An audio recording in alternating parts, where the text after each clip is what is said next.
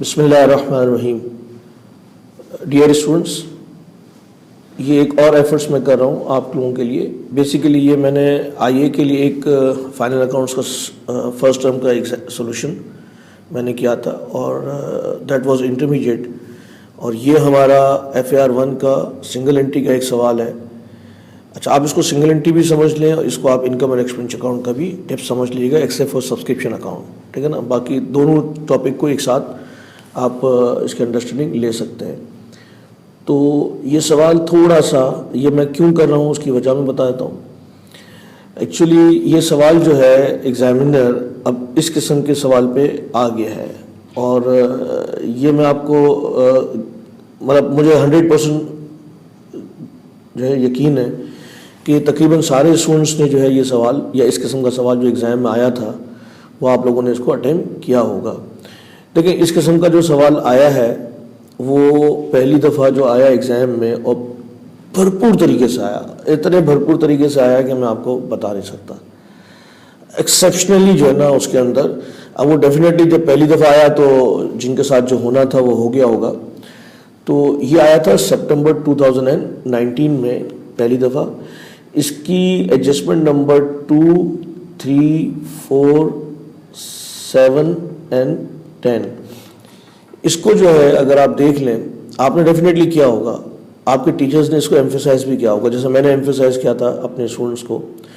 लेकिन जब उसकी रेप्लिकेशन जब मैंने फर्स्ट टर्म में पूछी तो कुछ बच्चों ने तो बहुत अच्छा परफॉर्म कर लिया, लेकिन कुछ बच्चों ने जो है वो हाथ उठा लिए। अब आप सोचेंगे एग्जाम में ऑलरेडी आ चुका है, क्लास में उसके ऊपर एम्फेसाइज भी करवाया, क्लास में इसके ऊपर अलग से नोट्स भी कंपाइल करवाया है कि भाई देखो इसके अंदर क्या कंक्लूजन है। मैं भी आपके साथ में इंशाल्लाह, क्योंकि ये एरिया जो है ना अब ऐसा है कि एग्जामिनर इसको लाजमी जो है एक दफ़ा दोबारा रेप्लिकेट करेगा। ये मुझसे आप मतलब दैट इज़ माई असेसमेंट, ठीक है ना, कि ये दोबारा जो है इसकी रेप्लिकेशन कहीं ना कहीं किसी न किसी हवाले से आएगी, और वो आएगी तो इज़ नॉट दैट ईजी कि आप उसको इतनी आसानी से एग्ज़ाम में कैप्चर कर सकें।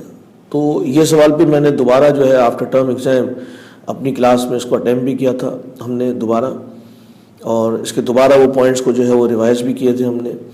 तो मैंने सोचा क्यों नहीं एक जनरल पब्लिक के लिए जो है ये एक काम हो जाए और जिससे सबका बेनिफिट भी हो जाए। तो ये एक थोड़ी सी मेरी छोटी सी एफर्ट्स है, और hopefully you all FAR 1 students will appreciate across Pakistan. तो लेट अस स्टार्ट। तो इसमें 2 सवाल हैं जिसकी रेप्लिकेशंस जो है मैंने यहाँ पे आपको मार्क कर दिए जो कि इस सवाल में है।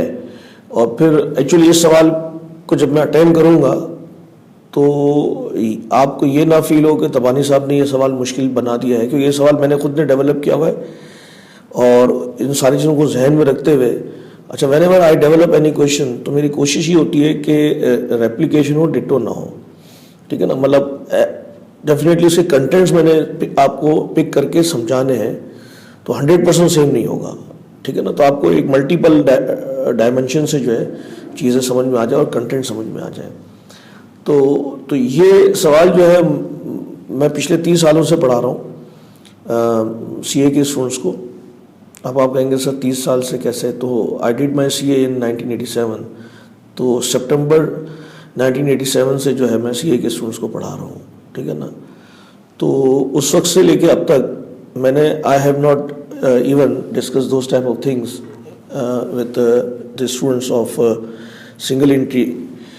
तो ये जो है मैं इसलिए मजबूर हो गया क्योंकि आपका एग्जामिनर जो है इन चीज़ों को पूछ रहा है और अब पूछेगा। अब उसके पास एक ओपन मैदान आ गया कि भाई मैं तो पहले पूछ चुका हूँ, और आपके टर्म एग्जाम उसमें भी है, शायद अभी आपके स्टडी टेक्स्ट में भी क्वेश्चन बैंक में आ गया होगा ये। तो ये मैंने आपको इसका बैकग्राउंड दे दिया कि वाई दिस क्वेश्चन, और इसके अंदर मतलब मैं आपको बता रहा हूँ कि इस समथिंग जो कि आपको एम्फेसाइज और री एम्फेसाइज करके जाना चाहिए। तो लेट अस स्टार्ट, और थोड़ी सी मैं टेक्निक्स आपको समझाऊंगा तो उसको देखिएगा। मैंने थोड़ा सा टाइम आपका सेव करने के लिए व्हाट आई हैव डन, क्योंकि ये काफ़ी बड़ा सवाल है, मैं आपको डिस्कस करते हुए जाऊंगा तो it will take some time. तो इसका जो है मैंने एक काम ये किया हुआ, मैं अपनी क्लास में जब भी सवाल करता हूँ तो पहले तो रिक्वायरमेंट पढ़ें आप हमेशा से। तो इसकी रिक्वायरमेंट जो है प्रॉफिट एंड लॉस अकाउंट और बैलेंस शीट दोनों है, that is statement of financial position and statement of comprehensive income. तो ये दो रिक्वायरमेंट्स हैं। तो मैंने इसका फॉर्मेट पहले से बना लिया है, बैलेंस शीट का फॉर्मेट बना लिया है, और ओपनिंग बैलेंस शीट अगर दी हुई है तो आपका लाजमी काम ये होगा कि आप इसके रेलेवेंट बैलेंसेस को जहाँ जहाँ पोस्ट करने वहाँ पोस्ट कर दें। तो एक चीज़ समझ लें कि बहुत सारे स्टूडेंट्स को शायद ये टिप्स पे ना हो कि कौन कौन से अकाउंट वर्किंग नोट से बनाने होते हैं। तो पहली टिप्स तो मैं आपको ये समझा दूँ। देखिए, अगर आपके पास कैश का अकाउंट दिया हुआ है, you can not avoid cash account. अगर कैश बुक बना के दी हुई है तो फिर तो ठीक है। अब जैसे यहाँ पे बैंक का अकाउंट बना के दे दिया हुआ है लेकिन कैश का अकाउंट बना के नहीं दिया हुआ, तो मैंने यहाँ पे कैश का अकाउंट जो है वो बनाया हुआ है, बैंक का अकाउंट नहीं बनाया। अगर आपके पास डेटर्स का अकाउंट है तो नंबर 2 डेटर्स का अकाउंट बनेगा, नंबर 3 जो है वो आपके पास क्रेडिटर्स का अकाउंट बनेगा, नंबर 4 जो है अगर आपके पास कोई भी एक्रूवल के अकाउंट्स दिए हुए हैं तो वो एक्रूवल के अकाउंट्स भी आपके लाजमी बनेंगे। ठीक है, तो यहाँ पे 2 एक्रूवल के अकाउंट दिए हुए हैं, मैंने एक्रूड रेंट का और एक्रूड सैलरीज का अकाउंट भी बना लिया है। और साथ ही साथ जो है अगर आप देखें तो मैंने यहाँ पे जो है वो सैलरीज पेएबल का अकाउंट भी बना लिया है, और अगर आप देखें तो एसेट साइड पे जो है वो प्रीपेड का अकाउंट दिया हुआ है तो वो भी मैंने बना लिया। अच्छा, ये एसेट्स का अकाउंट जो है वो उमूमन नहीं बनाना पड़ता फिक्स एसेट्स का, लेकिन क्योंकि यहाँ पे मैंने एक एडजस्टमेंट बड़ी कॉम्प्रिहेंसिव रखी हुई है और इसमें एडिशन वगैरह भी है, तो मैंने इसके लिए इसका अकाउंट भी बना लिया है। ठीक है ना, तो ये अक्सर नहीं होता, इसको मैं इसके बैलेंस शीट के फेस में प्लस माइनस कर सकता था, लेकिन मैं ऐसा नहीं कर रहा ताकि आपको साफ सुथरा समझ में आ जाए। अच्छा, इसकी जो मेन एडजस्टमेंट्स हैं वो भी मैं आपको बताऊंगा, वो हम नॉर्मली एंड में कर सकते हैं, करेंगे, और होगा भी वो एक्चुअली एंड में ही। तो अब इसको how to attempt this single entry question, तो सबसे पहले तो मैंने आपको बता दिया कि इसके रेलेवेंट अकाउंट्स बनाने जरूरी हैं, ओपनिंग बैलेंसेस मैंने पोस्ट कर दिए हैं। अब अगर एडजस्टमेंट नंबर 1 देखूं तो इसमें दिया हुआ है कि 60% ऑफ द ओपनिंग स्टॉक। अब ये आपको किसी भी किताब में नहीं मिलेगा। जब मैं सवाल डेवलप कर रहा था तो उसमें मुझे मतलब इस किस्म की इंफॉर्मेशन देने में देना ज़रूरी थी, तो आगे जाके मैं आपको समझाऊंगा। तो 60% of the opening stock was sold for cash and remaining 40% on credit. फिर इसके बाद रेट ऑफ जीपी दिया हुआ है, इसके बारे में हम तफसील पढ़ लेंगे, और इसकी प्राइसेस इंक्रीज हुई हैं और ये है वो है। अच्छा, जहाँ जहाँ मैंने चीज़ों को आसान किया हुआ है वो भी मैं आपको समझाऊंगा कि मैंने उसको आसान किया हुआ है, और उसको आपको अप्रिशिएट करना पड़ेगा कि एग्जामिनर्स को आगे पीछे भी कर सकता है। वो भी बहुत डिफरेंट लेवल का हो जाएगा और एग्जाम में वो अचीव करना मुश्किल हो जाएगा। बहुत ज़्यादा इम्पोर्टेंट इस सवाल की जो मैं आपको बता दूँ वो चीज़ है, देखिए यहाँ पे मैंने लिखा हुआ है समराइज बैंक स्टेटमेंट, और जहाँ पे अगर आप सवाल देखें, अच्छा सवाल आपको जो है वो इस वीडियो के नीचे जो है लिंक मिल जाएगा, वहाँ से आप डाउनलोड ज़रूर कर लीजिएगा। ठीक है ना, अगर आपके पास सवाल नहीं होगा तो फिर तो कोई एडवांटेज नहीं होगा, तो लिंक आपको मिल जाएगा, वहाँ से आप पहले डाउनलोड, अगर नहीं किया तो डाउनलोड कर लें। अच्छा, इसमें देखिए अगर आप बैलेंस शीट का वो देखें तो बैलेंस शीट के फेस पे जहाँ एसेट्स दिए हुए हैं तो वहाँ पे मैंने बहुत इंपॉर्टेंट चीज़ ब्रैकेट में लिख दी। ठीक है, और वो क्या लिख दी है मैंने कि bank as per bank statement. ठीक है, तो जहाँ पे भी बैंक स्टेटमेंट का सवाल होगा ना तो वहाँ पे आपको अक्सर बैलेंस शीट बना के नहीं दी हुई होगी। तो मैं भी जब ये सवाल बना रहा था तो मैं थोड़ा सा कहीं जैसा होता ना कि बेसिकली जब सवाल डेवलप कर रहे हो तो इस लेवल का, तो बंदा कहीं चेस के बोर्ड की तरह जो है वो कहीं अटक जाता है। तो वहाँ मैं जब अटका तो फिर मैंने सस्पेंस का सहारा लिया हुआ है, तो रिकन्सिलेशन की वजह से, that I let you know. अच्छा चलें, अब मैं ज़रा सा फोकस करता हूँ कि वो तो सवाल की डेवलपमेंट की मैंने बात इसलिए की क्योंकि कल को ये ना आप मुझे कहिएगा कि तमानी साहब आपने ये सवाल मुश्किल बनाया हुआ है या ये है। This is the need of the day. मैं आपको बता रहा हूँ कि अगर आपने इस किस्म का माइंडसेट बना के नहीं गए, आपके 20 नंबर से 22 नंबर जो है वो लूज़ हो जाएंगे। 20 से 22 नंबर अगर आपके लूज़ होते हैं तो ये बहुत बड़ा नुकसान आपका होता है। ठीक है, तो बैंक का जो बैलेंस ये है और ये बैंक स्टेटमेंट का बैलेंस दिया हुआ है और ये 90,000 जो है वो बैंक के हिसाब से है। ठीक है ना, हमें इसको कन्वर्ट करना होगा हमारे हिसाब से। तो ये बिल्कुल टिप्स पे आ जाए बेटा। आपके पास स्टडी टैक्स के अंदर इनकम एंड एक्सपेंस अकाउंट के सवाल में 2 सवाल दिए हुए हैं, जहाँ पे उसने ये balance as per bank statement दिए हुए हैं और नीचे उसने रिकंसाइलिंग आइटम दी हुई है। तो अगर आपने नहीं किया तो उस पॉइंट को अच्छे तरीके से रिवाइज करके जाइएगा। अब ये एग्जामिनर का सबसे ज़्यादा फेवरेट एरिया हो गया, जो पिछले अटेम्प्ट में सवाल आया उसमें भी पूछा है उसने, और इससे पहले वाले में भी उसने ये सवाल ये वाला पॉइंट पूछा है। अच्छा, इसको कैसे हैंडल करना है ज़रा समझ लें आप, ठीक है। देखिए, आपके पास balance as per bank statement दिया हुआ है, गड़बड़ कहाँ पे है, तो इसकी एडजस्टमेंट नंबर 8 पे आ जाइए। एडजस्टमेंट नंबर 8 कहता है कि डेटर्स चेक डिपॉजिटेड ऑन 29 जून 2019। अच्छा, ईयर एंड हमारा जुलाई से लेके 2020 जून तक है। तो 2019 में हमने 29 को डिपॉजिट कराया था 10,000 रुपये का, लेकिन क्लियर हुआ है वो जुलाई 1 को। तो इसका मतलब यह है कि जो हमारे पास जो बैंक का अकाउंट यहाँ पे 365 का पड़ा हुआ है डेटर्स का अकाउंट, उसके अंदर वो वाला चेक भी है जिसको हमने लास्ट टाइम डिपॉजिट कराया था। हमने अपनी बुक्स के अंदर जो इसको रिकॉर्ड कर लिया है, लेकिन बैंक्स में वो नहीं आया। तो अब क्या करेंगे हम, तो अब इसका जो अफेक्ट होगा वो क्या होगा, ठीक है ना। तो इसका अफेक्ट मैं आपको यहाँ पे इसकी एंट्रीज बना के बता देता हूँ कि इसमें ये होगा कि ये जो हमारा जो बैलेंस है बैंक का, वो बैंक स्टेटमेंट के हिसाब से नहीं होना चाहिए। जो हमने जमा करा दिया तो हमारा बैंक अकाउंट ओपनिंग 10,000 से ज़्यादा होना चाहिए था, तो जो कि नहीं है। तो अब मैं इंक्रीज कर दूँ, ठीक है। तो इसकी adjusting entry for adjustment number 8, adjustment number 8 की जो है उसकी एंट्री बना रहे हैं हम, बैंक अकाउंट को डेबिट कर रहे हैं। अच्छा, क्योंकि मैंने इसको डिपॉजिट कर दिया था तो मैंने अपने पास अपनी बुक्स के अंदर जो एंट्री कर दी होगी बैंक डेबिट और डेटर्स अकाउंट क्रेडिट। तो डेटर्स के अकाउंट में तो ऑलरेडी क्रेडिट हो चुका है, लेकिन बैंक स्टेटमेंट में ये नहीं हुआ। तो अब मैं इसको अब अगर मैं नहीं बताऊं आपको तो आप लोग 99% क्या करोगे, बैंक डेबिट करोगे और डेटर्स को क्रेडिट करोगे। डेटर्स का अकाउंट ऑलरेडी क्रेडिट हो चुका है, ठीक है ना। क्योंकि आपकी बैलेंस शीट में ये balance as per cash book आना चाहिए था, लेकिन यहाँ पे मैंने रख दिया है balance as per bank statement, जिसकी वजह से आपकी बैलेंस शीट जो है लास्ट टाइम की वो आउट हो गई होगी, जिसकी वजह से सस्पेंस अकाउंट क्रिएटेड है। और मैंने इस पॉइंट को एग्जाम के पॉइंट ऑफ व्यू से थोड़ा सा आसान कर दिया। एडजस्टमेंट नंबर 10 अगर आप देखें तो मैंने लिखा है कि opening suspense account represents reconciliation difference. तो थोड़ा सा एग्जामिनर जो है कभी कभी आपको ये टिप दे रहा होता है, ठीक है। तो जब मैंने इसको सही कर दिया, अपने बैंक ओपनिंग बैलेंस को सही कर दिया 10,000 से, तो सस्पेंस अकाउंट को क्रिएट कर दूंगा, ठीक है ना। तो बैंक अकाउंट जो है उसको मैंने, तो मेरा ओपनिंग बैलेंस जो है वो बैंक का वो 10,000 हो गया, ठीक है। अच्छा, और सस्पेंस अकाउंट जो है वो 10,000 आपका ये हो गया। अच्छा, अब इसका जो है ये तो इसकी डबल एंट्री हो गई। अच्छा, अब क्या होगा, इसी तरीके से साल के आखिरी में क्या हुआ है, वो कहता है कि इसी तरीके से एक चेक हमने डिपॉजिट कराया था और वो अब तक क्लियर नहीं हुआ। तो अब क्योंकि ये बैलेंस जो है इस डेटर्स अकाउंट के अंदर वो अमाउंट शामिल नहीं है, तो अब मैं इसको नंबर 8 की दूसरी एंट्री बना रहा हूँ, ये ए और ये बी। इसकी दूसरी एंट्री क्या बनेगी, डेटर्स अकाउंट डेबिट कितने से, ₹22,000 से, और सॉरी ये हो जाएगा आपका bank account debit and debtors account is credited. Bank account is debited and debtors account is credited, ये इसकी एंट्री हो जाएगी।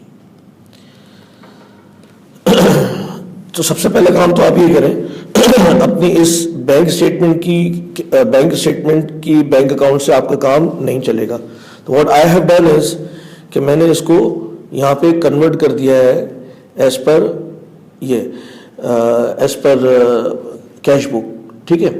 तो अब मेरा जो क्लोजिंग बैलेंस है, ठीक है ना, 10,000 का इफेक्ट तो इस डेटर्स में आ चुका था। अब जो क्लोजिंग बैलेंस है मेरा, तो इसका 8 का जो तीसरा इफेक्ट है वो क्या होगा कि बैंक का जो क्लोजिंग बैलेंस है कैरी डाउन का, वो कितना दिया हुआ है, 7,955, ठीक है। तो इसमें इसका जो बैलेंस हमने डिपॉजिट किया था और इसमें बैंक में नहीं आया था, तो एक्चुअली हमारे हिसाब से जो बैंक का बैलेंस है क्लोजिंग, वो बनता है ₹29,500, 5955। इसी तरीके से जब मैं बैंक अकाउंट के अंदर डेटर्स की एंट्री करूंगा, चले मैं इसको डेटर्स की वहीं पे शो कर देता हूँ। तो ये जो डेटर्स का जो बैलेंस है बैंक डेबिट, अगर आप देखें तो बैंक अकाउंट के अंदर जो बैलेंस ब्रॉट डाउन था उसको मैंने सही कर दिया।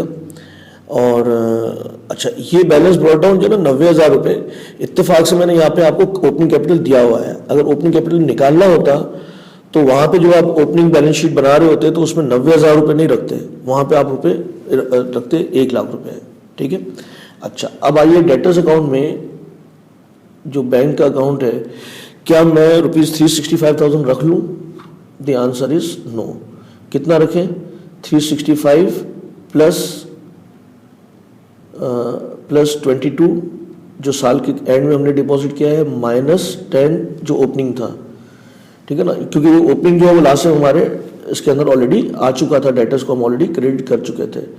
तो फाइनली जो है ये डेटर्स के अकाउंट में मेरा क्रेडिट बैलेंस जो है वो आ गया।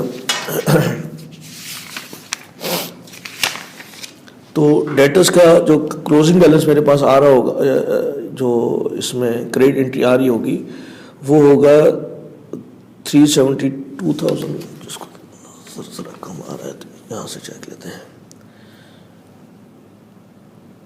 मैं कोशिश तो ये कर रहा हूँ कि इसको वीडियो को थोड़ा सा शॉर्ट करने के लिए कैलकुलेशन को अवॉइड कर रहा हूँ, ताकि 377 है। ठीक है, तो 377,000 जो है वो इसका क्रेडिट बैलेंस होना चाहिए, मतलब क्रेडिट की एंट्री 377। ठीक है, 377,000।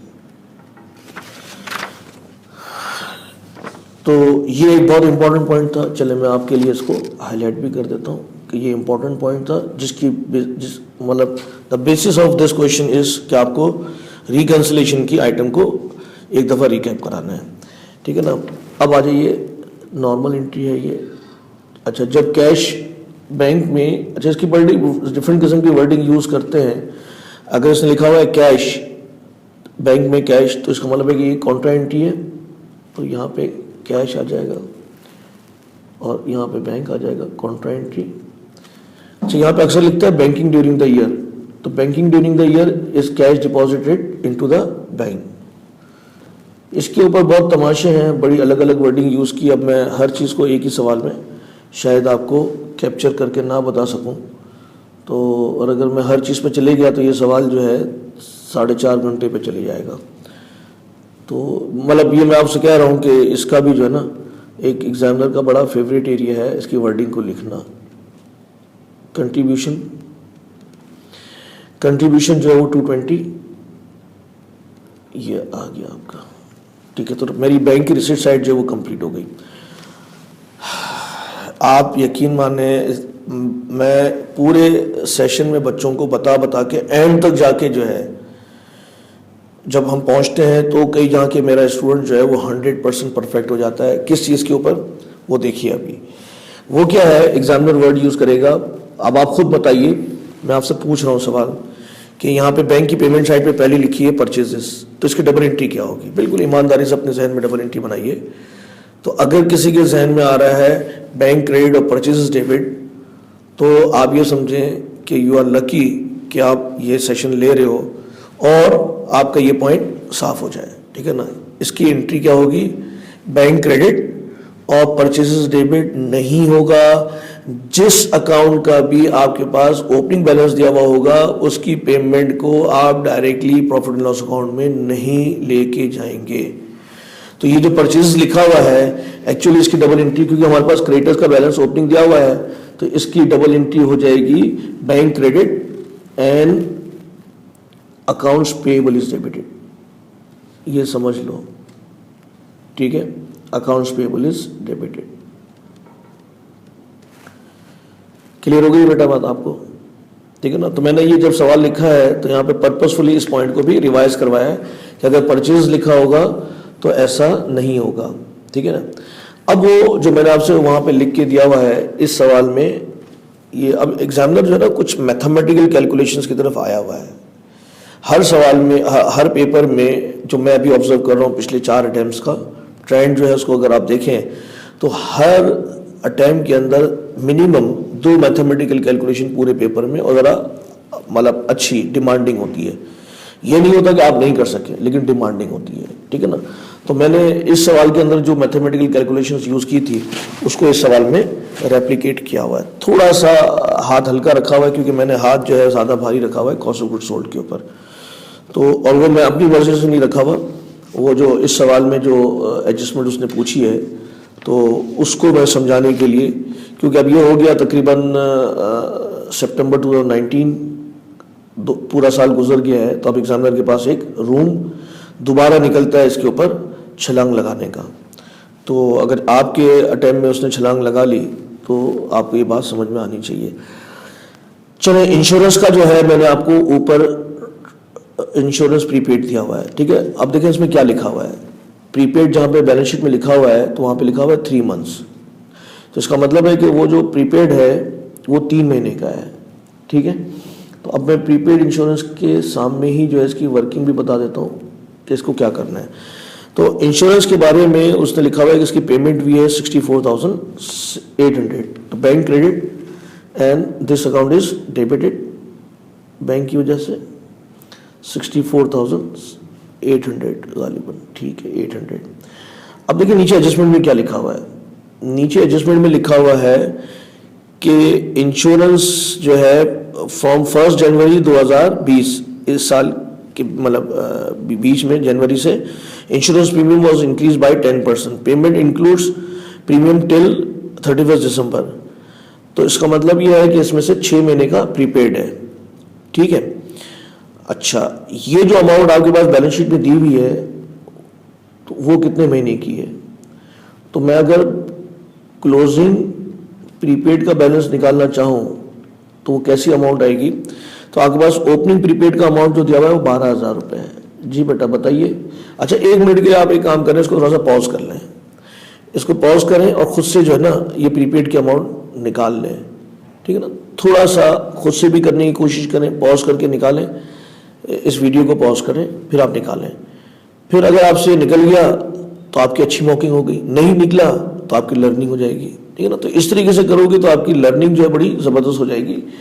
तो इसको मैं, अच्छा आप पॉज करके वापस आ गए हो तो अब मैं आपको बता रहा हूँ कि इसको डिवाइडेड बाय 3 महीने का था। अब चाहिए कितना मुझे, जुलाई से लेके दिसंबर 2020 6 महीने का ये प्रीपेड है। लेकिन क्या रेट पुराना ही है? The answer is no.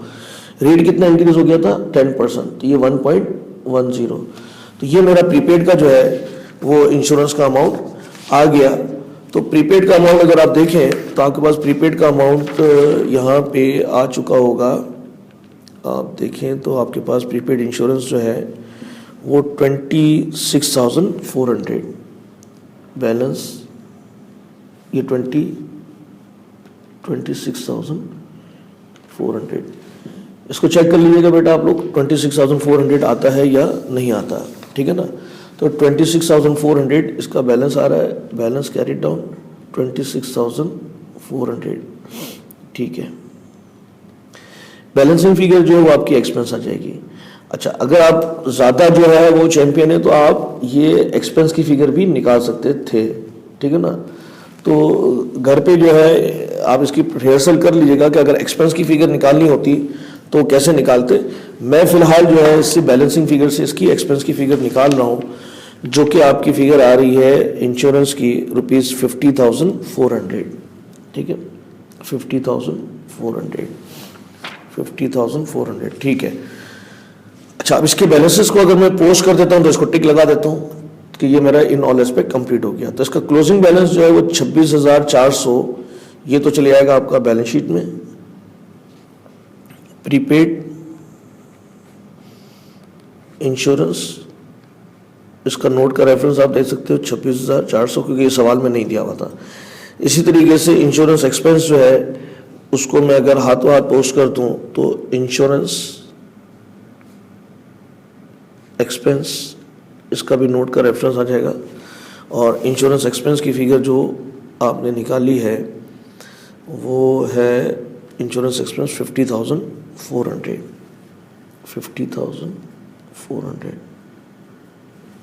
चले। तो थोड़ी सी मैथमेटिकल कैलकुलेशन समझ में आ गई आपको, लेकिन मैं बहरहाल रिक्वेस्ट करूंगा कि 50,400 की भी वर्किंग एक दफ़ा कीजिएगा कि 54,000 बैलेंसिंग में ना आती और वैसे ही आती तो कैसे आएगी, उसको आप एक दफ़ा चेक कर लीजिएगा। ये कैलकुलेशन आपके जो है ना हो जाए तो बहुत आपको फ़ायदा होगा। अच्छा, फिर आ जाइए रेंट। रेंट जो है वो मैंने प्रीपेड दिया हुआ है, तो रेंट एक्रूड मेरे पास दिया हुआ है। अब इसके बारे में क्या लैंग्वेज यूज़ की गई है, तो एक्रूड रेंट जो है आपका यहाँ पे लिखा हुआ है कि rent is paid, rent is paid 3 months in arrears. तो इसका मतलब है कि ओपनिंग मेरे पास जो पड़ा हुआ है वो 3 महीने का एरियर्स में है। हमेशा से हम 3-3 महीने एरियर्स में पे करते हैं, ठीक है।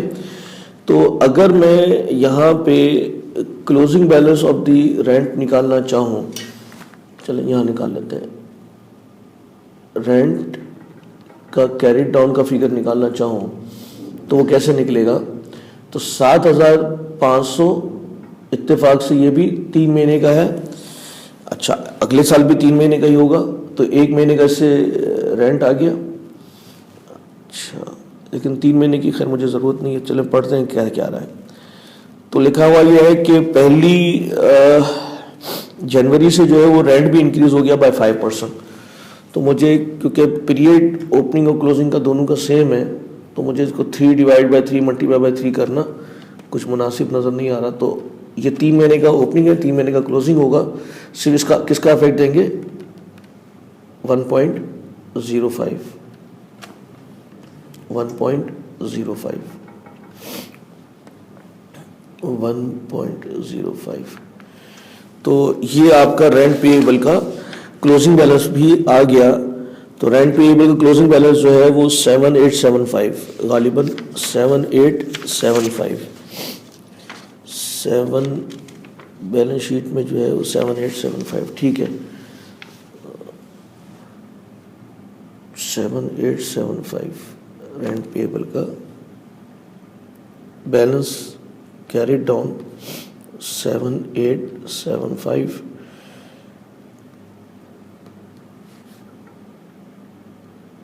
उसका रेफरेंस ऐसे एस्ट्रिक देके वहाँ पे भी आप दे दीजिएगा। अच्छा, रेंट पे कितना किया है मैंने, तो रेंट पेमेंट जो है वो 30,375, बैंक से 30,375। तो बैलेंसिंग फिगर जो है वो मेरे पास एक्सपेंस आ गई। इसको भी मैं रिक्वेस्ट ये करूँगा कि इसकी कैलकुलेशन से भी जो है ना कि पिछले साल का पुराना रेट, फिर इसके बाद जब से इंक्रीज हुआ नया रेट, उसको कैलकुलेट करोगे तो भी वही फिगर आएगी जो भी यहाँ से बैलेंसिंग आ रही है। तो छोटी सी रिक्वेस्ट ये है कि ये दोनों कैलकुलेशंस आप कर लेंगे ना, तो उससे आपको फ़ायदा ये होगा कि आपका जो एग्ज़ाम में जो है वो कैलकुलेशन का इफेक्ट आपका बहुत अच्छा हो जाएगा और आपकी कैलकुलेशन स्ट्रांग हो जाएगी। तो इसकी अमाउंट आ रही है 30,750 गालिबन, या 30,750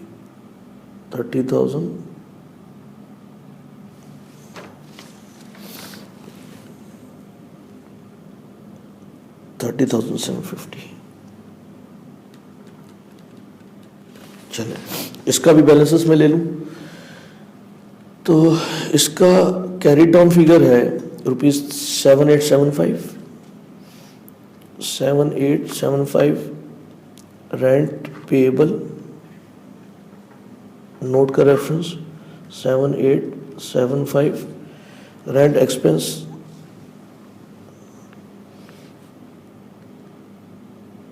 एक्सपेंस नोट का रेफरेंस 30,750 है, ठीक है। तो 30,750 इज़ योर एक्सपेंस, और इसको जो है फिर आपने रेंट का अकाउंट भी 100% कंप्लीट कर लिया। आइए ऊपर वापस, फिक्स एसेट्स जो आपने ख़रीदा है उसकी पेमेंट की है 90,000 रुपये की, 90,000 रुपये की आपने ये पेमेंट की है, ठीक है।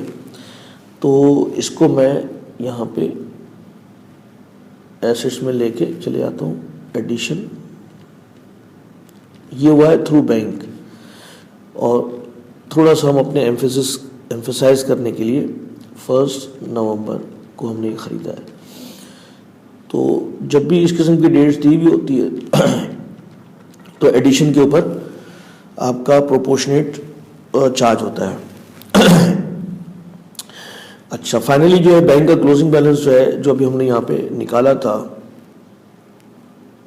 ये वाला फिगर, ये मैं बैलेंस शीट में लेके चले जाऊँगा 29,955। चाहे तो हम एग्जामिनर को दोबारा बता दें कि ये आया कैसे था, तो वो अगर उस नोट तक नहीं जाता तो परेशान ना हो वो। तो बैंक का बैलेंस 7,955 प्लस 22,000 जो हमारा डिपॉजिट इन ट्रांजिट था जिसको हमने ऐड किया, तो ये बैलेंस हो गया आपके पास 29,955। चलें, माशाल्लाह हमारा ये बैंक का अकाउंट जो है वो कंप्लीट हो गया। 2-3 हमने एडजस्टमेंट्स जो हैं वो हमने देखी हैं। अब मैं आपको जो है वो कैश की ट्रांजैक्शंस की तरफ जो है वो लेके चलता हूँ। चलें, हमने जो है ना बैंक के अकाउंट को कंप्लीट कर लिया, अब हम कर रहे हैं कैश के अकाउंट को कंप्लीट, या और आगे की ट्रांजैक्शंस, ठीक है ना। तो क्विकली हम उसको रन थ्रू कर लेते हैं। तो इसी तरीके से सैलरीज, अगर हम एडजस्टमेंट नंबर देखिए, हमने 3 कर लिया, 4 ऑटोमेटिकली हो गई, 5 हो गई, 6 जो है salaries are paid in cash, ठीक है ना। तो अब हम आ जाते हैं कैश के अकाउंट की तरफ, और कैश का ये अकाउंट बनाया हुआ है हमने, ओपनिंग बैलेंस डाला हुआ है, काउंटर एंट्री हमने ऊपर से ले ली। Salaries are paid in cash, कब 1 मंथ इन एरियर्स।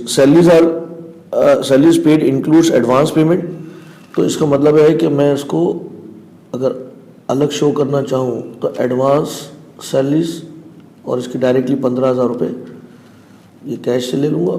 एक्चुअली जो टोटल पेमेंट भी है वो कुछ और है। अच्छा, फिर इसके बाद क्या हुआ है कि वो कह रहा है कि फ्रॉम 1 जुलाई साल के शुरू में सैलरीज इंक्रीज बाय 10%। अच्छा, तो मेरे पास जो ऊपर लाइबिलिटीज़ में जो सैलरीज पेएबल दी हुई थी ₹5,000, ठीक है ना, तो वो 1 महीने की थी। तो 5,000 जो मेरे पास सैलरीज दी हुई है, वो सैलरीज का अकाउंट ये रहा, सैलरीज का अकाउंट ये है।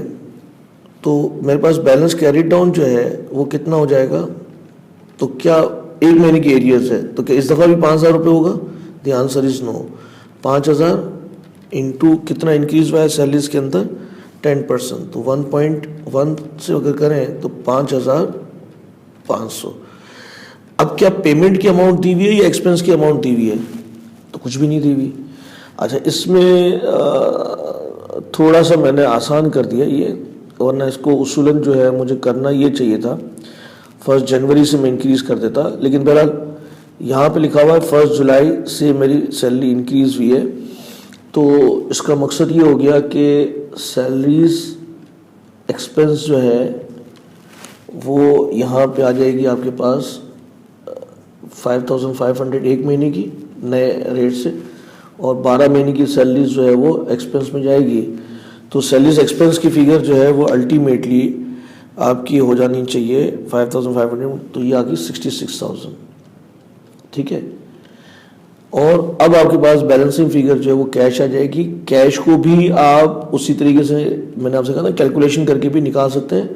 अब 2 कैलकुलेशन ज़बरदस्ती अपना वक्त ज़ाया करने की ज़रूरत नहीं है, फॉर प्रैक्टिस पर्पसेस आप निकाल लीजिएगा, तो आपकी अमाउंट आएगी 65,500। टाइम बचेगा तो मैं एक आपको ऐसी कैलकुलेशन जो मैं निकाल रहा हूँ बैलेंसिंग वो निकाल के बता दूंगा, वरना आप देख लीजिएगा। और अगर कोई ऐसा होगा तो मुझे आप, अगर कोई फिर भी ना निकल रहा हो तो मुझे कमेंट्स में अगर कोई कहेगा तो मैं इंशाल्लाह उसको भी देख लूँगा, क्योंकि अभी मैं असल पॉइंट पे आया नहीं हूँ, ठीक है ना। अभी तो ये वो पॉइंट है जो कि थोड़े बहुत ज़रा टीज़र टाइप के हैं। तो ये हो गया हमारा। तो चलें इसकी भी हम रेलेवेंट वो ले लेते हैं। 65,500 सैलरीज पेड है, तो कैश बुक के अंदर सैलरीज की जो अमाउंट है इसके अंदर एडवांस नहीं है, एडवांस मैंने अलग से ले लिया है, ठीक है। तो सैलरीज पेड की जो फिगर आई थी वो है 65,000, सैलरीज पेड की जो फिगर है 65,500, ठीक है। तो सैलरीज पेड की फिगर 65,500, सॉरी 65,500, इसका सेकेंड इम्पैक्ट वहाँ पे आ चुका है। अच्छा, और सैलरीज एक्सपेंस की फिगर जो आई थी वो 66,000, तो उसको मैं ले जाता हूँ प्रॉफिट एंड लॉस अकाउंट में। Salaries expense ₹66,000। अच्छा, क्या मैंने प्रीपेड सैलरीज ले ली है यहाँ पे? नहीं ली है। तो प्रीपेड सैलरीज या एडवांस सैलरीज जो आपको लिखना हो, तो बैलेंस शीट पे एडवांस सैलरीज 15,000। चलें, फिर इसके बाद यूटिलिटीज। कुछ एग्जामिनर ने कहा कि चलो कुछ नहीं तो एक पॉइंट तो कसम खा ली उसने कि आप खुद से कर लो और बिल्कुल सही कर लो, अच्छा ना, तो कुछ इज्जत रह जाए हमारी। तो ये सिंपल एंट्री हो जाएगी, यूटिलिटीज, ठीक है, 45,000। अच्छा, इसमें भी एग्जामिनर शुगल कर सकता है कि वो आपको ऊपर दे दे पर मंथ, पर वीक, ठीक है ना, तो इसका भी ज़रा ख्याल रखिएगा। चलें, अभी मेरे जहन में एक बात आई है बड़ी ज़बरदस्त है। मतलब मोर देन 50%, बल्कि मोर देन 80% बच्चा जो इसमें गलती करता है, अभी एक दिमाग में एकदम से आ गई पर मंथ के हवाले से। अगर मैं, सुनिएगा ज़रा बेटा गौर से, कोई भी चीज़ मैं बता रहा हूँ इसमें इररेलेवेंट नहीं है, और ये पिछले कई एग्जाम्स में टेस्ट किए जा चुके होते, हो सकता है कि आपके हाथ में ना आए। अगर मैं आपको अकाउंट्स बनाने के लिए दूं जनवरी से लेके मार्च तक का, 3 महीने का, ठीक है ना, और मैं आपको कोई पेमेंट दे रहा हूँ पर वीक के हिसाब से, फॉर एग्जांपल 1,000 रुपये पर वीक मैं जो है वो कोई भी खर्चा कर रहा हूँ, पेटी एक्सपेंसेस, ठीक है ना, 1,000 रुपये, तो 3 महीने के अंदर कितने हफ्ते होंगे? तो डेफिनेटली आपके जहन में आ रहा होगा 3 महीने के अंदर। जी मुदस्सिर साहब, 3 महीने के अंदर कितने हफ्ते होते हैं? 3 महीने के अंदर 12, ठीक है ना। यही मैं, देखिए मुदस्सिर साहब ने भी जो 12 कहे, क्योंकि ये भी 80% बच्चों में आ गए, ठीक है ना। तो 80% स्टूडेंट जो है वो गलती करते हैं, 3 महीने के अंदर 12 हफ्ते नहीं होते, 3 महीने के अंदर 13 हफ्ते होते हैं, ठीक है ना। तो वो कैसे होते हैं? वो अगर आप 52 डिवाइड बाई 12 मल्टीप्लाई बाई 3 करेंगे तो ये 52। इसी तरीके से हर महीना जो है वो 28 का नहीं होता, तो 3 महीने के बाद जो है वो 2-2 दिन बच के अल्टीमेटली वो 3 महीने के अंदर 13 हफ्ते होते हैं। अब आप बताइए इसमें कौन सा रॉकेट साइंस है? असल में मसला ये है कि हम तवज्जो नहीं दे रहे होते। अब एग्जामिनर ने इस पॉइंट के ऊपर तफरी की हुई है एग्जाम में, अब आपने डेफिनेटली 12 ले लेना है, ठीक है ना। तो ये मैंने टेस्ट भी करवा लिया यहाँ पे दोबारा, आप लोग भी यही करेंगे इत्तेफाक से। एक बोनस पॉइंट मेरे जहन, तो कितने हफ्ते होते हैं बेटा? 13 हफ्ते होते हैं। चले मैं यहाँ बता भी दूँ दोबारा, 52 12 महीने मल्टीप्लाई बाय 3, तो यहाँ पे 13 हफ्ते आएंगे, 12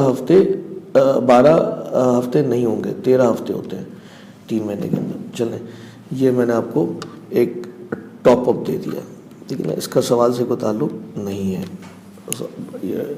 असल में समझने के लिए तो बेटा ज़िंदगी के अंदर बहुत सारी, और सिंगल एंट्री के अंदर भी इतनी चीज़ें हैं कि अगर मैं इसको समझाने बैठूंगा आपको तो पता नहीं कहाँ से कहाँ चले जाएंगे। I just wanted to focus on this point, this question. आइए, थोड़ी सी मेरी आदत है, मैं ज़रा उल्टा चले जाता हूँ, तो अब सिखाने की एक आदत है ना, तो वो रहते नहीं है फिर, और स्टूडेंट्स को थोड़ी सी, आजकल के स्टूडेंट्स को नाराज़गी बहुत होती है। ओहो, इतना ज़बरदस्त पॉइंट है, इतना ज़बरदस्त, क्योंकि ये ऑब्जेक्टिव मेरा बिल्कुल डिफरेंट है इस सवाल का। आप दुआएं दोगे इंशाल्लाह, ये मैं आपको बता रहा हूँ, अल्लाह ने चाहा तो आप इसको दुआएं दोगे इस सवाल को अटेम्प्ट करने के बाद, इस वीडियो को देखने के बाद। इसके अंदर बहुत कंटेंट्स मैंने रखे हैं। अब देखें, फॉर एग्जांपल ड्राइंग्स हैं, ड्राइंग्स जो है, अब मैंने क्या रखा हुआ है 8,000, और ये जो है एक्चुअली है पर मंथ है, ये पर एनम नहीं है, ये पर मंथ है। आपको जो मिलेगी उसमें पर मंथ ही लिखा हुआ होगा, तो ये पर मंथ है। अच्छा, तो drawings were in between 8,000 to 10,000 per month, ठीक है। तो क्या करूं मैं? अब आप लोग तो जज्बाती हैं, आप लोग की तो डेफिनेटली क्यूटी जो है वो आसमान पे पहुंची हुई है। तो क्या करोगे आप? 8,000 और इसका एवरेज ले लोगे? The answer is no, average नहीं लेना, थोड़ा सा इंतज़ार करो, ठीक है ना। तो जब भी इस किस्म की वर्डिंग दी हुई होगी तो आप क्या करोगे? इंतज़ार करोगे। और आप देखिएगा, ऐसे ये 3 दफ़ा एग्जाम में सवाल पूछ चुका है, ये 4थी दफ़ा मैंने पूछा है, ठीक है ना। तो मैं कोई भी पॉइंट इसके अंदर मैंने ऐसा नहीं डाला जो आपके एग्जाम में टेस्ट नहीं किया जा चुका है। ये मुझसे आप गारंटी ले लें और एश्योरेंस रख लें, ठीक है ना। तो जो मेरे दिमाग में अगर वो दे दूंगा तो फिर तो आपको नाराज़गी होगी। तो आपको नाराज़गी नहीं होनी चाहिए, क्योंकि मैं एग्जामिनर के पॉइंट्स आपको रिवाइज करा रहा हूँ। तो ये कहाँ से आएगी? Balancing figure. तो इसको बेटा आपने समझना है, ठीक है। तो ये बहुत इंपॉर्टेंट पॉइंट था, रॉकेट साइंस नहीं है लेकिन पॉइंट इंपॉर्टेंट है, ठीक है। तो बैलेंस कैरी डाउन जो है वो 45,000 दिया हुआ है। अच्छा, मैं अपने बच्चों को इतनी ज़बरदस्त तरीके से इसकी तैयारी कराता हूँ, मेरी बात सुन लें। मैं जो है ना हमारे बच्चों के लिए मैं यहाँ पे आपके लिए भी बना देता हूँ। मैं अच्छा आर्टिस्ट तो नहीं हूँ, लेकिन यहाँ पे आपके लिए एक देखिए मैंने क्या बनाया है, बल्ब बनाया है, ठीक है। जहाँ पे भी आपको ये क्लोजिंग बैलेंस जो है दिया हुआ होगा कैश बुक का, फौरन आपके दिमाग में एक बल्ब जल जाना चाहिए, एक लाइट ऑन हो जानी चाहिए। वो क्या लाइट कहती है आपको? कि जब भी क्लोजिंग बैलेंस आपके पास कैश का दिया हुआ होगा, 100% उस अकाउंट में से कोई ना कोई एक मिसिंग फिगर जरूर होगी। अब देखिए कितनी आसान सी बात है, लेकिन अगर आपने एम्फेसाइज ना किया हो तो आप जितने भी पिछले सवाल किए ना, अब आप उसको रिवाइज कीजिएगा। और जिसमें भी क्लोजिंग बैलेंस दिया हुआ है, अगर उसमें से कोई भी एक अकाउंट में भी आपको अगर बैलेंसिंग फिगर ना मिली हो तो मुझे बता दीजिएगा। आप 50 सवाल उठा लें, आप 60 सवाल उठा लें, आपको ये बैलेंसिंग, तो ये इतनी इंपॉर्टेंट बात है कि अगर आपके पास बैलेंस कैरी डाउन दिया हुआ है, अब वो कौन सी फिगर हो सकती है? वो डिफॉल्केशन की हो सकती है, ड्राइंग की हो सकती है, कलेक्शन फ्रॉम डेटर्स की हो सकती है। वो डिपेंड करता है आपके सवाल की नौयत के ऊपर है। तो ये पॉइंट भी मैंने आपको रिवाइज कराना था, तो ये मैंने आपको इस सवाल में टिप्स में डाल दिया। अब आप सोच रहे देखें सिंगल एंट्री के अंदर, सिंगल एंट्री क्या प्रॉफिट एंड लॉस अकाउंट है, आपने जो है वो आईए के अंदर कितना प्रॉफिट लॉस अकाउंट बनाया है, तो इसके अंदर प्रॉफिट लॉस अकाउंट के अंदर कोई मसला नहीं है। इस सवाल को अटेम्प्ट करने की टिप्स हैं, और अगर टिप्स आपको समझ में आ गई तो फिर तो मतलब मजे आ गए आपके सिंगल एंट्री के सवाल को। आप क्वेश्चन नंबर, मेरा अक्सर स्टूडेंट जो है सिंगल एंट्री का question as a question number 1 attempt करता है, अल्हम्दुलिल्लाह, क्योंकि उसको इतनी टिप्स बता दी होती है। वो तो कहता है कि सर सिंगल एंट्री का सवाल आए और हम इसको अटेम्प्ट कर लें, अल्हम्दुलिल्लाह। तो एनी हाउ, तो ये पॉइंट भी हमने क्लियर कर लिया। तो पॉइंट 3, 4, 5, 6, 7 हमारे कवर हो गए, नहीं कवर नहीं हुए। इसकी डबल एंट्री में ले लूँ, कहीं भूल ना जाओ। तो इसकी डबल एंट्री क्या बन रही है? यूटिलिटीज एक्सपेंस को भी मैंने यहाँ पे प्रॉफिट लॉस अकाउंट में लेना था, क्योंकि वरना तो फिर मेरी ये बैलेंस शीट आउट हो जाएगी। तो यूटिलिटीज एक्सपेंस यहाँ पे आ जाएगा, यूटिलिटीज एक्सपेंस 45,000। ड्राइंग्स जो है वो मैं एहतियातन वहाँ पे लिख देता हूँ, लेकिन अभी फिगर नहीं लिखूंगा मैं, क्योंकि फिगर्स की बैलेंसिंग आ जाएगी, ड्राइंग्स यहाँ से आ जाएगी। फिर कैश का क्लोजिंग बैलेंस जो है वो 45,000 वो बैलेंस शीट में चले आएगा, और सैलरीज को हम ऑलरेडी कर चुके हैं, ठीक है। तो कैश का क्लोजिंग बैलेंस जो है वो 45,000 ये यहाँ पे आ गया। चलें, एडजस्टमेंट नंबर 7 हो गई, 8 हो गई। अब आ जाइए फिक्स एसेट्स की तरफ, ठीक है ना। देखें मेरी बात बेटा सुन लो, मेरी बात बहुत तवज्जो के साथ सुन लो, ठीक है। 4 टॉपिक ये मैंने एडजस्टमेंट रखी है, इस सवाल के लिए नहीं रखी हुई, ठीक है ना। ये 4 टॉपिक आपके single entry, income and expenditure account, cash flow और डेप्रिसिएशन का अपना टॉपिक, ठीक है। उसके लिए ये मैंने एडजस्टमेंट रखी है, बहुत इजी टू अंडरस्टैंड है, लेकिन क्योंकि आप लोग इसके ऊपर फोकस नहीं करते तो अक्सर मैं आपको बता रहा हूं कि 80% स्टूडेंट से ज़्यादा, ठीक है ना, या 75 to 80% स्टूडेंट, इसमें कोई ना कोई जो ना वो एग्जामिनर को बोनस दे के आ जाता है, ठीक है ना। तो बोनस ले, बोनस देना। आखिरी बात सुन ले, जब भी एक्सचेंज की ट्रांजैक्शन आएगी तो मैं आपसे रिक्वेस्ट ये करूंगा कि इसकी एंट्री बना के फिर पोस्टिंग कीजिएगा, चारों में से किसी भी टॉपिक में, ठीक है। तो आइए मेरे साथ ज़रा तवज्जो दीजिएगा। ये आसान एरिया है, मुश्किल नहीं है, सिर्फ मुझे आपकी तवज्जो एक दफ़ा दिलवानी थी, तो इसलिए मैंने ये पॉइंट यहाँ पे रखा हुआ है, ठीक है बेटा। मेरी बात तवज्जो के साथ सुने प्लीज़।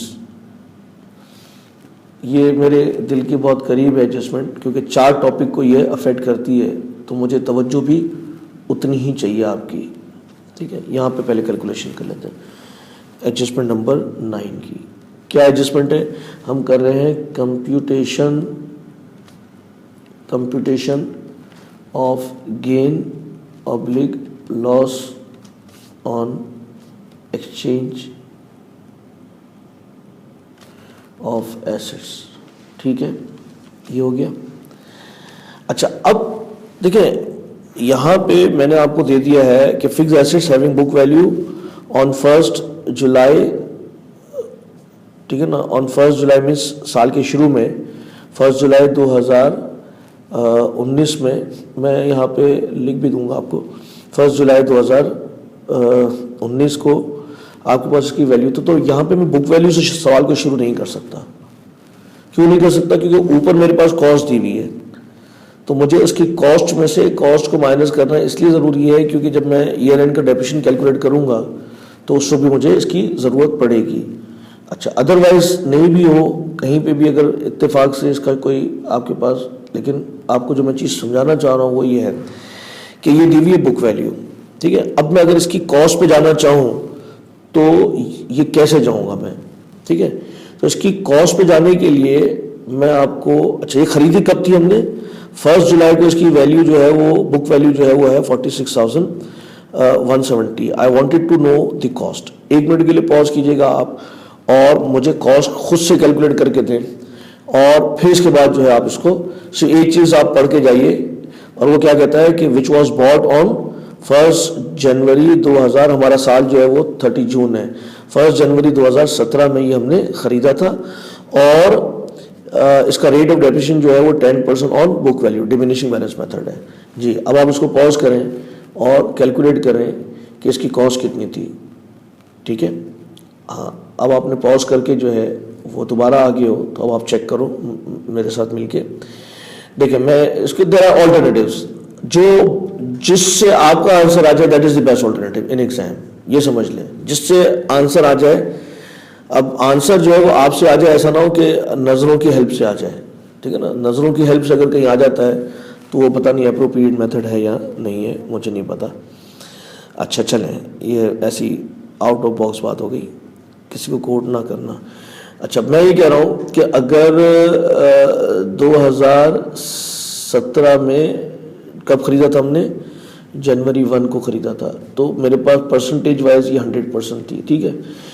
2017 की जून को 10% से 6 महीने का ये 5% इसमें से चार्ज हो गया, ठीक है ना। तो कितना हो गया? 95। फिर इसके बाद 2018 जून को 10% इसके ऊपर चार्ज हुआ, परसेंटेज वाइज 9.5, ये माइनस हो गया। तो इसकी परसेंटेज जो है वो आपकी बन जानी चाहिए। असल में आपका थोड़ा सा टाइम कैलकुलेशन पे मैं नहीं लगाना चाह रहा, तो ये शायद कहीं पे, बिस्मिल्लाह, ठीक है। तो ये आपके पास 90 ये आ गया, तो ये आपके पास आ जाना चाहिए 85.5। अब इसके ऊपर फिर 5% जो है वो पूरे साल का 2019 तक का जून, तो 8.5 मजीद चार्ज हुआ। तो अब आपके पास ये बुक वैल्यू आ गई 1 जुलाई 2019 को आपके पास इसकी बुक वैल्यू थी 76.95 45.5, तो ये आपके पास है 8.55, तो ये आ गया आपके पास 76.95, ठीक है। तो इसका मतलब है कि योर बुक वैल्यू रिप्रेजेंट 76.95। अब मैंने आपसे कहा ना कि इसके कोई आप फॉर्मूले से भी कर सकते हो, लेकिन लॉजिक तो समझ में आया कि ये वैल्यू इस तरीके से आई कैसे है। अभी मैं आपको परसेंटेजेस सिखाऊंगा ना, तो उस वक्त ये थोड़ी सी कैलकुलेशन आपको वहाँ पे भी काम आएगी। और एग्जामिनर ने भी जो है वो इसी तरीके से सॉल्व किया हुआ, दैट इज़ दी मेरे हिसाब से। तो क्योंकि देखिए मैं आपको एक चीज़ और बता दूं एग्जाम टिप्स के पॉइंट ऑफ व्यू से, कि अगर कहीं पे ऐसी चीज़ होती है तो एग्जामिनर के पास बहुत सारे ऑल्टरनेटिव्स होते हैं, सॉल्यूशंस के भी, आपके असम्पशंस के भी, ठीक है ना। तो इसलिए जो है वो आप अपने हिसाब से जो आपको समझ में आता है एग्जाम में उसको कर लिया करें। तो मैं इसकी कॉस्ट निकालना चाह रहा था।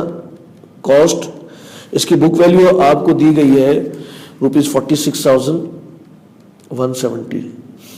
अच्छा, कितने परसेंट ये रिप्रेजेंट कर रहा था? 76.95। हमें चाहिए थी कॉस्ट जो कि 100% थी, तो इसकी वैल्यू जो आ गई गालिबन आपके पास ₹60,000, ठीक है, ये 60,000 आ गई। अच्छा, अब इसके ऊपर एक्यूमुलेटेड डेप्रिसिएशन मुझे चाहिए, तो एक्यूमुलेटेड डेप्रिसिएशन ओपनिंग कितना होगा? तो 60,000। इसकी कैलकुलेशन भी हो सकती है, मैं क्यों एग्जाम में अपना जो है ना बार बार वक्त इन्वेस्ट करूं। तो इसकी जो अमाउंट आ गई वो गालिबन 13,830, ठीक है। फिर अच्छा, अब अगर आप देखें तो ये एक्सचेंज कब हुआ है, डेट्स आर वेरी इंपॉर्टेंट बेटा, ये समझ लें। ये कब एक्सचेंज हुआ है? 1 अक्टूबर को। तो जुलाई, अगस्त, सितंबर 3 महीने का डेप्रिसिएशन का इस साल चार्ज होगा। किस वैल्यू के ऊपर? 46,140 के ऊपर। तो डेप्रिसिएशन फॉर द ईयर जुलाई से अक्टूबर तक का अमाउंट 46,170, 10% इंटू 3/12। तो ये अमाउंट आ गया इसका, जी अमाउंट कितना आ गया इसका? 1154, ठीक है। इसको टोटल करते हैं तो इसका अमाउंट आ गया 14,984। ये इसकी बुक वैल्यू आ गई at the time of disposal. तो ये बुक वैल्यू आ गई at the time of disposal. अच्छा, at the time of disposal आ गई इसकी 45,016 बुक वैल्यू। देन इसके बाद आपको, अच्छा, जब आपकी कोई भी एसेट्स एक्सचेंज होती है तो आपकी उस पुराने एसेट्स की वैल्यू कितनी लगाई, उसको हम 2-3 वर्ड यूज करते हैं, exchange value, trade in allowance, ठीक है ना। तो यहाँ पे उसने क्या लिखा हुआ है? Trade in allowance was agreed at ₹40,000। इस 45 की जो उसने वैल्यू लगाई है वो 40,000 लगाई है, ठीक है, जिससे हम खरीद रहे हैं नया एसेट्स। तो आप भी वही वर्ड यूज कर लें, ट्रेड इन अलाउंस। कितना हो गया? 5,016। ये क्या हो गया? लॉस। अब मैं आपसे जो कह रहा था कि बेटा इसके बगैर ना करना, वो क्या है? वो है इसकी एंट्री के बगैर नहीं करना। तो आप अब इसकी एंट्री अगर हम बना लें तो इसकी एंट्री क्या बनेगी? तो आप देखें कि नया एसेट्स कितने का आ रहा है।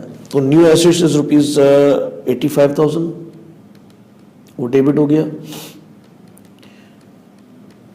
अच्छा, ये नहीं करोगे मतलब कहीं ना कहीं जो है ना 4 टॉपिक में से कहीं ना कहीं कोई गड़बड़ कर जाओगे। मैं असल में बार बार अभी emphasise allowance for depreciation at the time of disposal 14,984, ठीक हो गया। लॉस इसके ऊपर हुआ है ₹5,016। फिर इसके बाद आपका जो है ओल्ड एसेट्स की कॉस्ट वो क्रेडिट हो रही है ₹60,000 की। अच्छा, वैसे तो बैलेंसिंग फिगर आपकी कैश आ जाएगी नहीं, हाँ, तो कैश की जगह पे उसने लिखा हुआ है कि इसको ओनर ने पे कर दिया था, ठीक है ना, प्राइवेटली, तो ये कैपिटल में क्रेडिट हो जाएगा। तो ये आई कहाँ से? Balancing figure. या फिर आप उसको निकाल भी सकते हैं वो कैसे निकाल सकते हैं? तो इसको इस तरीके से निकाल सकते हैं कि हमारी जो नई एसेट्स की जो वैल्यू है वो 85,000 है, हमारी उस एसेट्स की वैल्यू उसने लगाई थी 40,000 ट्रेडिंग अलाउंस 40,000। तो इसका मतलब ये हो गया कि हमें 45,000 जो है वो देना था, जो कि हमारे ओनर ने इसको पे कर दिया है। ठीक है, तो ओनर ने जो है इसको पे कर दिया ₹45,000। ये हमारी ओवरऑल एंट्री बन गई है। ठीक है, अब आप पोस्ट करेंगे ना तो आपकी एरर नहीं होगी। अगर आप इसके बगैर करेंगे तो बहुत ज़्यादा प्रॉबिलिटी ये है कि ये मिस्टेक हो जाती है बच्चों से। ठीक है ना, ये मतलब देखिए, मिस्टेक करने के लिए एग्जामिनर आपको भरपूर मौका देगा, आप बिल्कुल टेंशन ना लें। अगर किसी को शौक है कि एग्जाम में मिस्टेक करे बगैर मज़ा नहीं आएगा, तो वो आपका पूरा पेपर जो है ना फुल ऑफ एंजॉयमेंट होगा, तो आप उसकी टेंशन ना लें। ठीक है ना, तो जो नहीं करनी मिस्टेक उसको ना करें। ये एक्सचेंज के थ्रू आया है, तो आप अश्योरेंस रखें कि इंशाल्लाह आप पास हो जाओगे। लेकिन जो मिस्टेक नहीं करनी वो भी करो, जो करनी है वो भी करो, फिर तो यार ज़्यादती है ना, तो ये ना करें प्लीज़।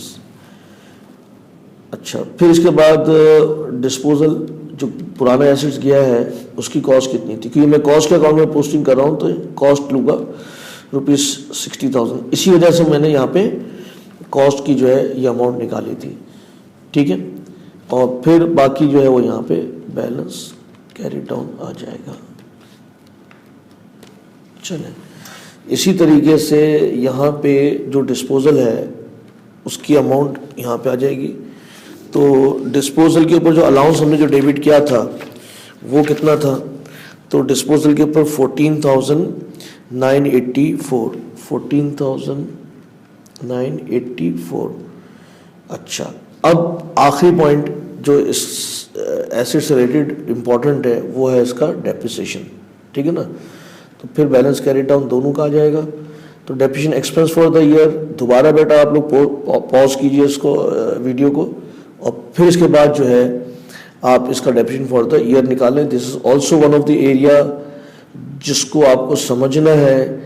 मैंने शुरू में रिक्वेस्ट की थी कि पॉज करते करते करोगे तो आपकी लर्निंग इतनी ज़बरदस्त हो जाएगी कि आपको इंशाल्लाह कहीं और से रिवाइज करने की ज़रूरत नहीं पड़ेगी बहुत सारी चीज़ों को।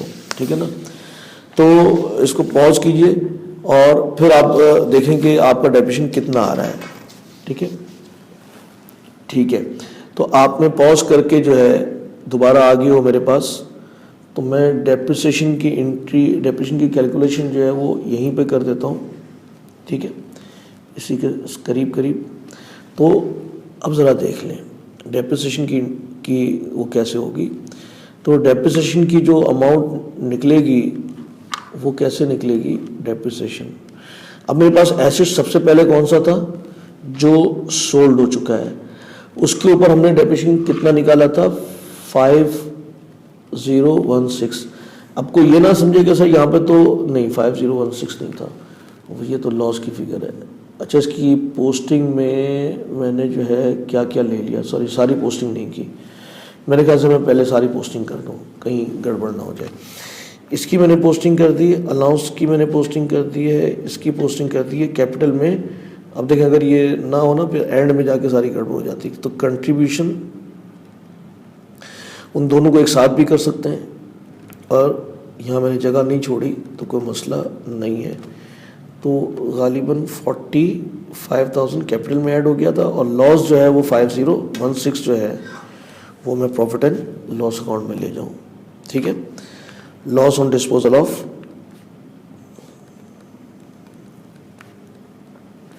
Fixed assets 5016।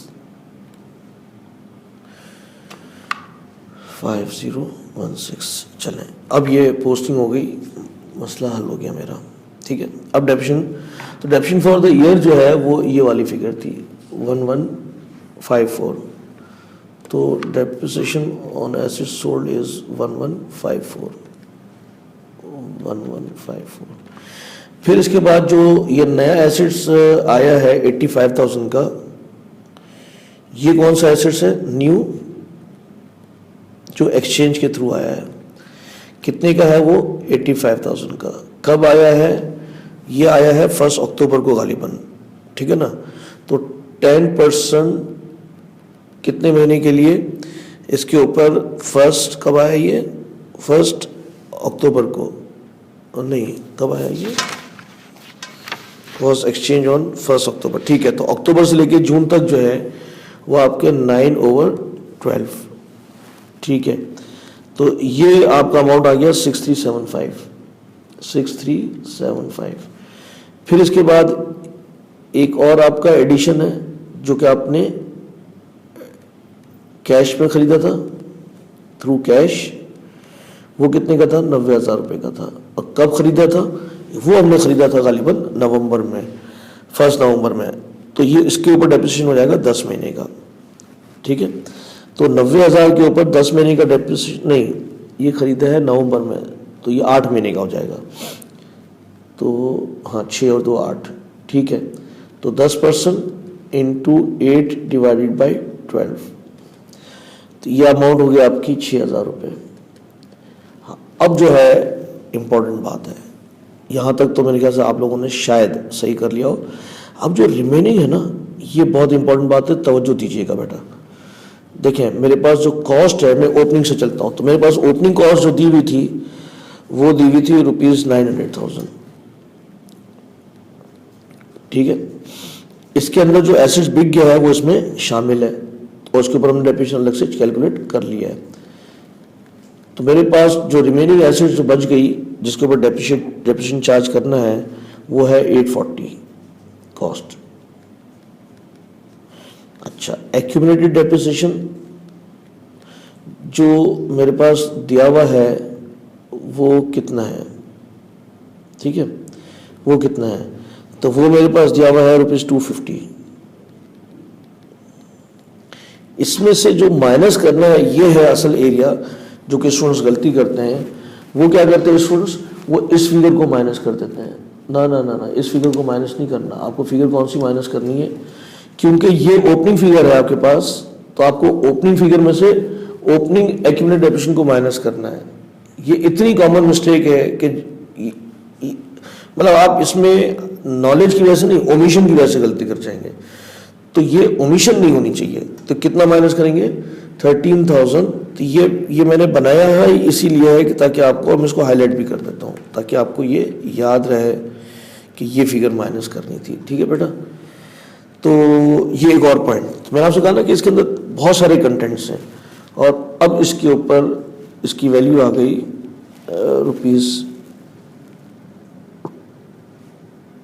₹236,170। इसकी बुक वैल्यू आ गई 603,830। इसके ऊपर 10% चार्ज करते हैं पूरे साल का। तो ये डेप्रिसिएशन ऑन रिमेनिंग एसेट्स आ गया 60,383। ये टोटल आ गया डेप्रिसिएशन ₹73,912। 73,912। तो डेप्रिसिएशन एक्सपेंस की एंट्री में ले लेता हूँ यहाँ पे। Depreciation expense 73,912,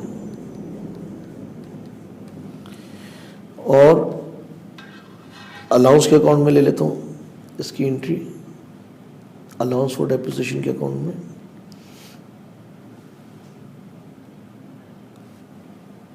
allowance for depreciation के अकाउंट में 73,912, कहीं 3 ले लिया मैंने, मुझे याद आ रहा है वहाँ कितना लिया था प्रॉफिट लॉस अकाउंट में, 912 है, 73,912। तो अब मैं इसके क्लोजिंग बैलेंसेस निकाल लूँ,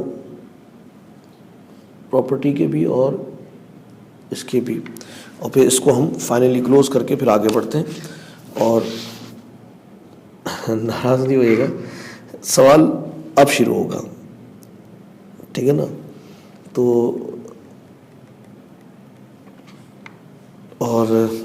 आप बोलेंगे सर अब तक क्या कर रहे थे, तो अब तक जो है हम वार्म अप कर रहे थे और मैं आपको टॉप अप चीज़ें दे रहा था तो 308,928, 308,928, इन दोनों फिगर्स को जो है मैं बैलेंस शीट में पोस्ट करके फिर आता हूँ आपसे ज़रा हेलो हाई करने। ठीक है, तैयार हो ना बेटा हेलो हाई करने के लिए? तो फिक्स एसेट्स, अगर तो आप ओपन माइंड होके इसको देखोगे,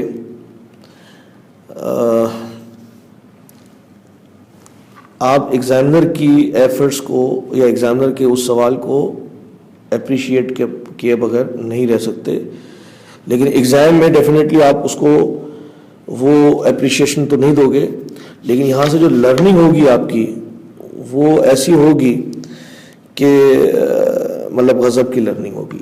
ठीक है ना? तो लेकिन बहरहाल एग्ज़ाम में आने से पहले और एकदम से इतनी सारी चीज़ें पूछने से पहले थोड़ा थोड़ा सा वो अगर स्टेप बाय स्टेप अगर दे दिया करें हमारे एग्जामिनेशन वाले, तो थोड़ा सा स्टूडेंट्स के लिए भी एक आसान हो जाता है उसको एग्ज़ाम में अचीव करने के लिए।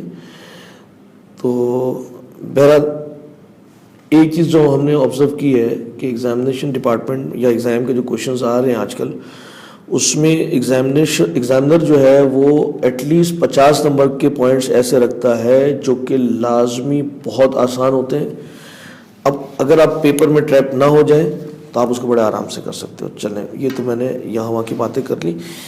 एक चीज़ जो है आखिरी अगर मैं कर दूँ और फिर हम कंसंट्रेट करूँ, मेरा पूरा सवाल ख़त्म हो चुका है, तो मैं आखिरी एडजस्टमेंट को देखें। सस्पेंस अकाउंट मेरे पास बैलेंस शीट में दिया हुआ था, तो इसके लिए मैं अगर एग्जामिनर को शो कर दूं कि उसको मैंने कैसे ख़त्म किया है, तो सस्पेंस अकाउंट मेरे पास ऑलरेडी दिया हुआ था 10,000 रुपये, और जो एक पहली एंट्री हमने की थी कि बैंक को डेबिट किया था और सस्पेंस को क्रेडिट किया था, तो मैं यहाँ पे सस्पेंस को क्रेडिट कर चुका हूँ, तो ये मेरा बैलेंस नील हो गया है। इसी तरीके से वो कह रहा है कि क्लोजिंग स्टॉक आपके पास जो है अवेलेबल वो है रुपीज़, ये बहुत इम्पॉर्टेंट बात है इसलिए मैं यहाँ पे इसको कर रहा हूँ, लिख रहा हूँ 320, ये आ गया। और क्रेडिटर्स का बैलेंस जो है वो क्लोजिंग दिया हुआ है मेरे पास, बैलेंस कैरी डाउन रुपीज़ 280।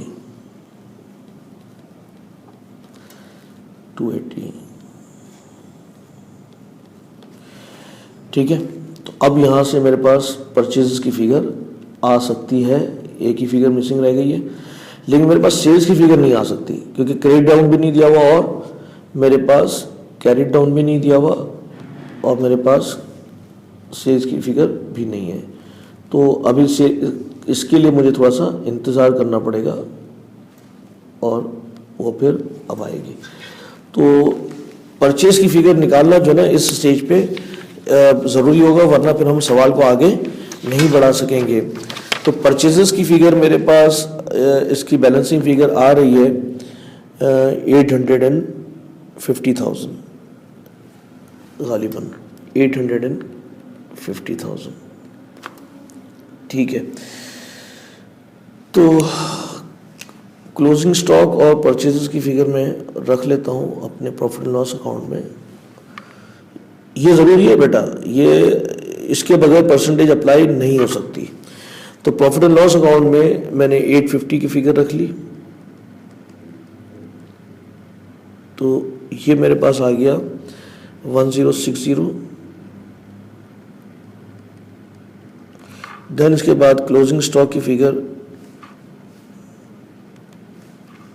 जो सवाल में दी हुई है वो है रुपीज़ 232,800।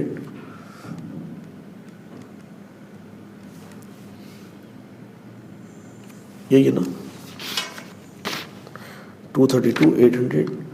तो अब मेरे पास कॉस्ट ऑफ गुड्स सोल्ड आ गई है 827,200, 827,200। ठीक है, 827,200 ये की फिगर है, ये की फिगर है रेट ऑफ जीपी के लिए। ठीक है ना, तो ये जब तक नहीं आएगी आपका सवाल आगे नहीं बढ़ सकता। तो cost of goods sold gross profit की फिगर आ जाएगी आपके पास। अच्छा, तो ये हो गया और इसके सेकंड इम्पैक्ट्स मैंने ले लिए। क्लोजिंग स्टॉक भी मैंने बैलेंस शीट में ले लिया, डन हो गया। चलें, अब हम आते हैं सवाल के ख़ास पॉइंट के ऊपर, ठीक है ना, जिसके बेसिस पे ये सवाल बनाया है। दोबारा मैं आपको बता दूं कि बेटा मुझसे कोई नाराज़ ना होइएगा, ये सवाल एग्ज़ाम में किस अटेम्प्ट में पूछा गया है वो भी मैंने यहाँ पे लिख लिया है एज ए प्रूफ। इसको या तो इस सवाल को आप पहले अटेम्प्ट कर लें, और मतलब ये वाले इस सवाल के अंदर ये एडजस्टमेंट जो है ना सितंबर 2019 ये एडजस्टमेंट एग्जामिनर पूछ चुका है, और शायद जो मैं अभी आपको बताऊंगा उस लेवल की या शायद उससे ऊपर की या बराबर की, मतलब पूछी ज़रूर गई है। तो इसलिए जो है मैं आपके साथ ये ईमानदारी करने की कोशिश कर रहा हूँ या ज़्यादती कर रहा हूँ मुझे नहीं पता, लेकिन मैं कुछ ना कुछ कर ज़रूर रहा हूँ। तो आइए बिस्मिल्लाहिर्रहमानिर्रहीम।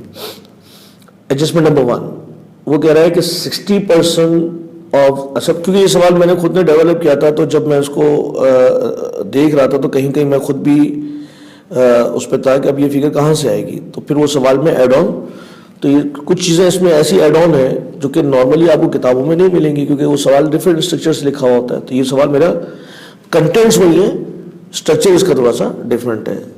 तो क्या कह रहा हूँ मैं नंबर 1 पे, 60% of the opening stock was sold on cash and remaining on credit. Opening stock जो है वो 60% इतने पे है।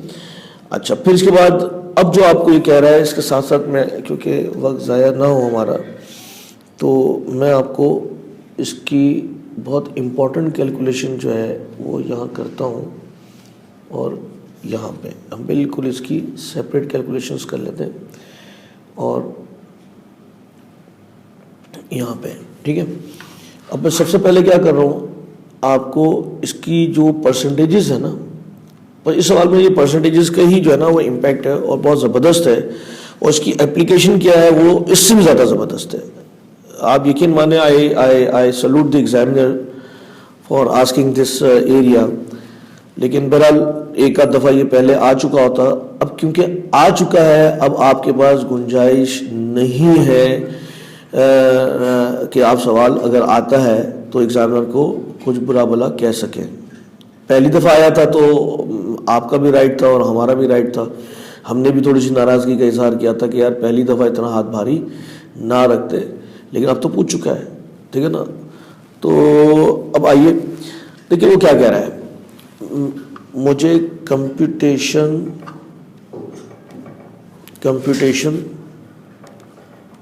Of revised rate of GP. अच्छा, वहां पे ये कह रहा है कि कुछ कैशेज है और कुछ क्रेडिट सेल्स है, ठीक है। तो यहाँ पे आपके पास क्रेडिट सेल्स के बारे में वो क्या कह रहा है अभी हम पढ़ते हैं, ठीक है। और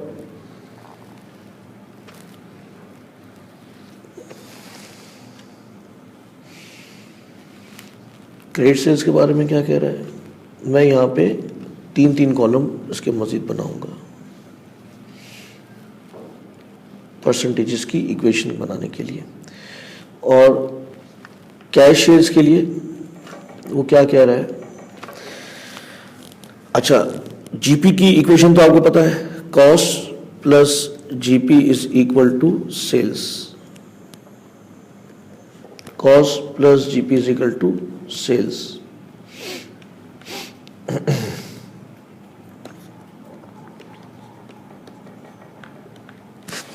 ठीक है, तो ये जो है 2019 का ये आ गया, ठीक है ना। तो लास्ट टाइम का rate of GP credit sales का कितना था, तो यहाँ पे कह रहा है कि cash sales was made at a margin. Margin का मतलब होता है ऑन सेल्स। तो 2019 मार्जिन जो था इसका वो था आपका ये 100 मार्जिन था। और कितने में बेचा है cash sales? Cash sales was made 20% के ऊपर, तो जीपी का अमाउंट आ गया 80, सॉरी कॉस्ट का अमाउंट आ गया 80, ठीक है। 100 माइनस 20 इज इक्वल टू 80। अच्छा, और इसी तरीके से क्रेडिट सेल्स का जो अगेन ये भी मार्जिन दिया हुआ है, तो ये जरा देख लीजिएगा मार्जिन मार्कअप दोनों में से क्या दिया हुआ है। तो ये भी मार्जिन दिया हुआ है, तो 100 और ये 25 एंड ये 75, बिल्कुल ठीक हो गया।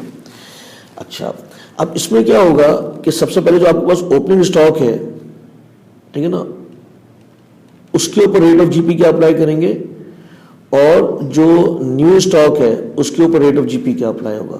ओपनिंग स्टॉक के ऊपर रेट ऑफ जीपी क्या होगा और न्यू स्टॉक के ऊपर रेट ऑफ जीपी क्या होगा। तो इसलिए हम जो कंपनी यूज कर रही है वो है फीफो फॉर्मूला, ठीक है। अच्छा, अगर सवाल में नहीं भी लिखा हो तो आप अस्यूम कर लीजिएगा कि company is using FIFO formula. अच्छा, आइए, तो ये तो बात क्लियर हो गई। देखिए, इस सवाल में थोड़ा सा आपके साथ फेवर की गई है, और वो क्या की गई है कि ये जो मैंने प्राइसेस चेंज किए हैं वो 1 जुलाई से किए, means beginning of the year. अगर ये बीच के पीरियड में देता तो ये सवाल मजीद कॉम्प्लिकेट हो जाता, ठीक है ना। तो एग्जाम में इतना कॉम्प्लिकेट करना मुनासिब नहीं है, तो मैंने जो है इसको 1 जुलाई को रखा हुआ है।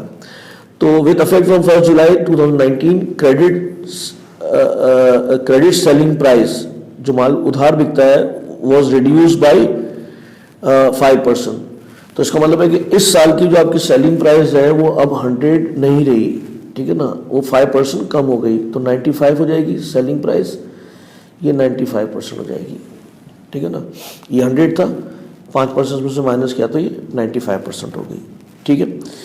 अच्छा, फिर क्या हुआ है, फिर वो ये कह रहा है कि which resulted in overall increase in credit sales by 25%, ठीक है। तो उसका इंपैक्ट अभी हम लेंगे over previous year, the credit over the previous year credit sales, जो कि पिछले साल के जो क्रेडिट सेल्स जो है, ये बड़ा इंपॉर्टेंट पॉइंट है अगेन, क्योंकि ये सवाल, तो मैंने कहा कि उसको कैसे कोई एक फिगर तो दूं जिसके बेसिस पे आप सवाल को स्टार्ट कर सके। तो ये 360 जो है पिछले साल की क्रेडिट सेल्स दी हुई है। अभी मैं आता हूँ इस पॉइंट, लेकिन हम पहले परसेंटेज पे आ जाए। बहुत बहुत बहुत इंपॉर्टेंट बात जो है वो ये है कि इस सवाल के अंदर कॉस्ट प्राइस भी चेंज हो गई है। इसका क्या इफेक्ट होगा मैं आपको एंड में इसको लिख के दूंगा, ताकि आप उसको अच्छी तरीके से विजुलाइज कर सके और गलती आपकी बिल्कुल ना हो सके। तो कॉस्ट प्राइस जो है वो was also increase by 3% from 1 जुलाई। तो इसका मतलब है कि कॉस्ट प्राइस तो अक्रॉस द बोर्ड जो है वो सारी इंक्रीज हो गई।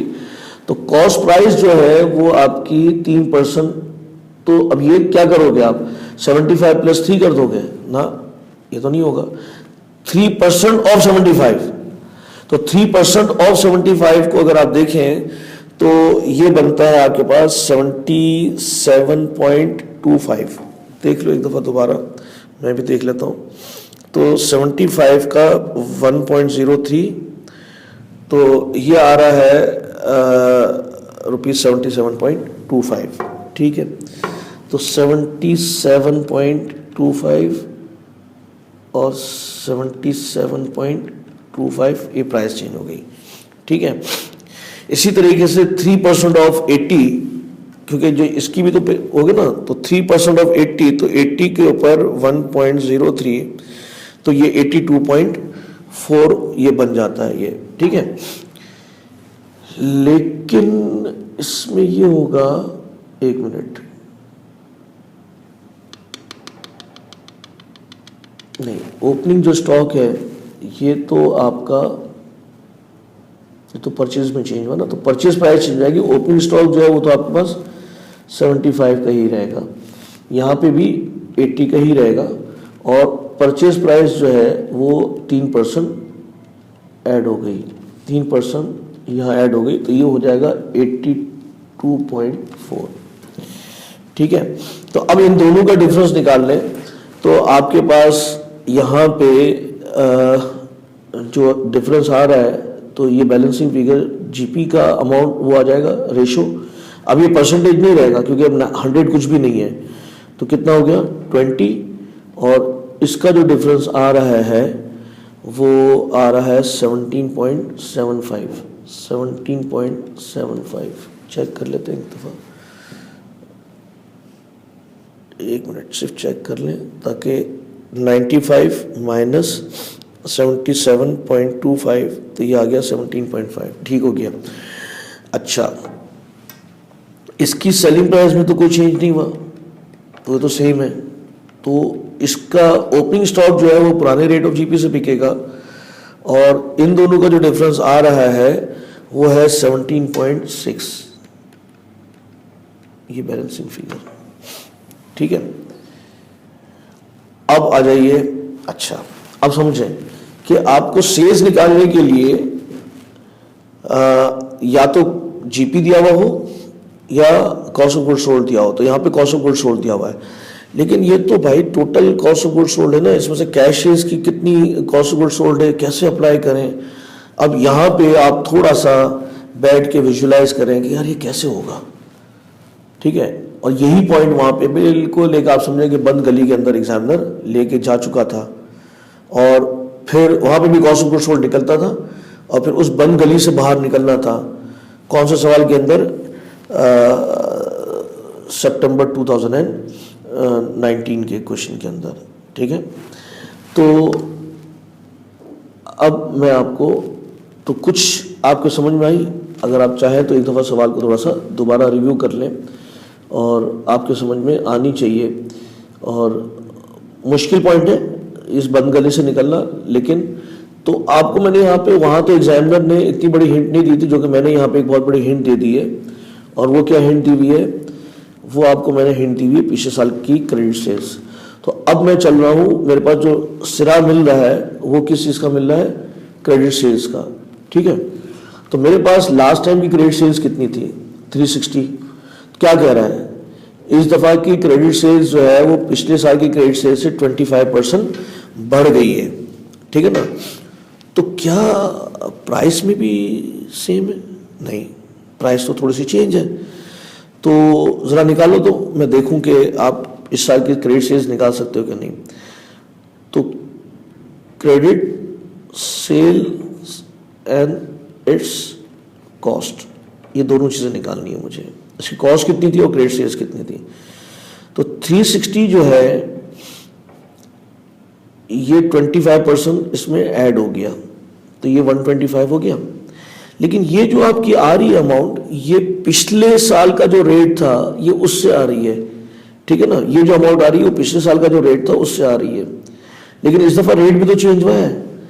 तो रेट कितना चेंज हुआ है, ठीक है।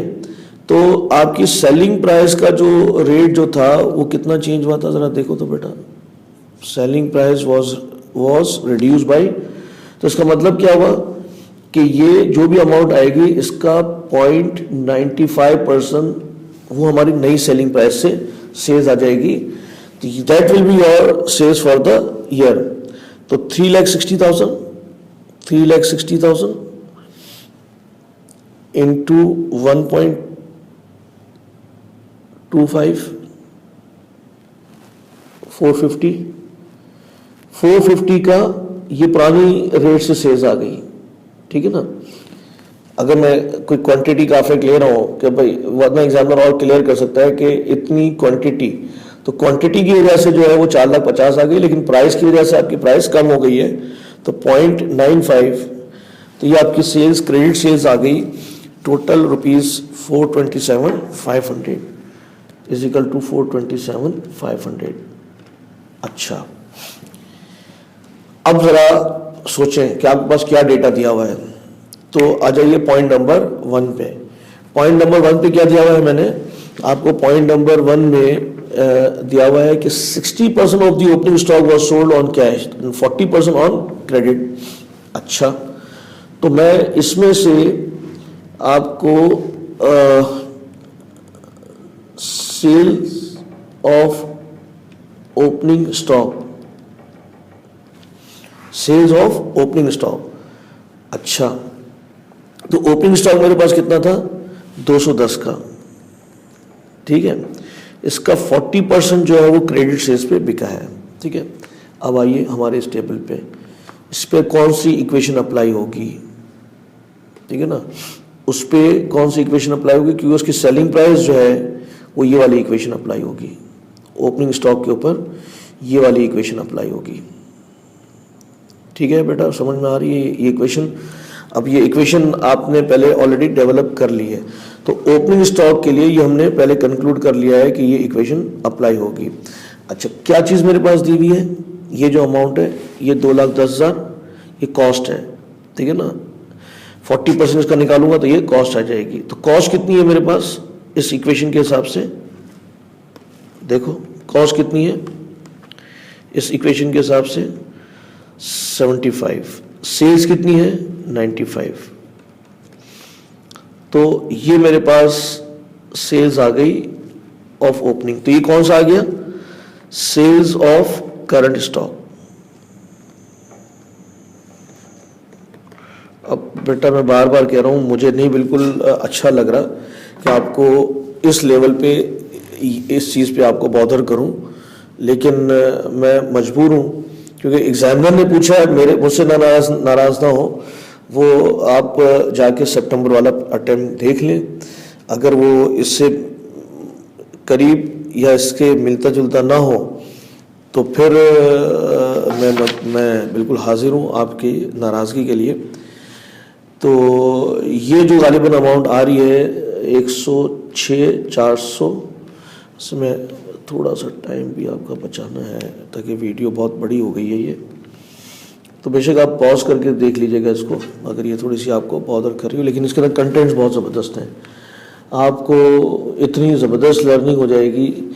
अच्छा, आइए फिर इसके बाद असल चीज़ क्या है जो मैं चाह रहा था, जो हमने ये सारी कैलकुलेशन क्यों की, अब मुझे इसकी कॉस्ट चाहिए, इसकी कॉस्ट कितनी है, तो उससे क्या होगा, मैं टोटल कॉस्ट में से क्रेडिट सेल्स की कॉस्ट माइनस कर दूंगा तो मेरे पास आ जाएगी कॉस्ट ऑफ कैश शेयर्स। फिर कॉस्ट ऑफ कैश शेयर्स के ऊपर मैं रेट ऑफ जीपी अप्लाई करूंगा कैश शेयर्स का, तो मेरे पास कैश शेयर्स आ जाएगी। दैट्स इट, ये है सारा खेल, ठीक है ना। देखिए पहले तो क्या क्या चाह रहा हूं मैं, therefore cost of credit sales कौन सा, करंट जो इस साल बेचा है वो कितनी है, तो 321,100। अब दोबारा आ जाइए उस इक्वेशन की तरफ, ये क्या चीज़ है 321,100, इसको थोड़ा सा मैं रिड्यूस कर दूं ताकि ये परसेंटेजेस भी जो हैं वो आपको सामने नज़र आ जाए, थोड़ा सा और रिड्यूस कर लेते हैं, ठीक है ना, तो ये परसेंटेजेस आपको सामने नज़र आ जाए।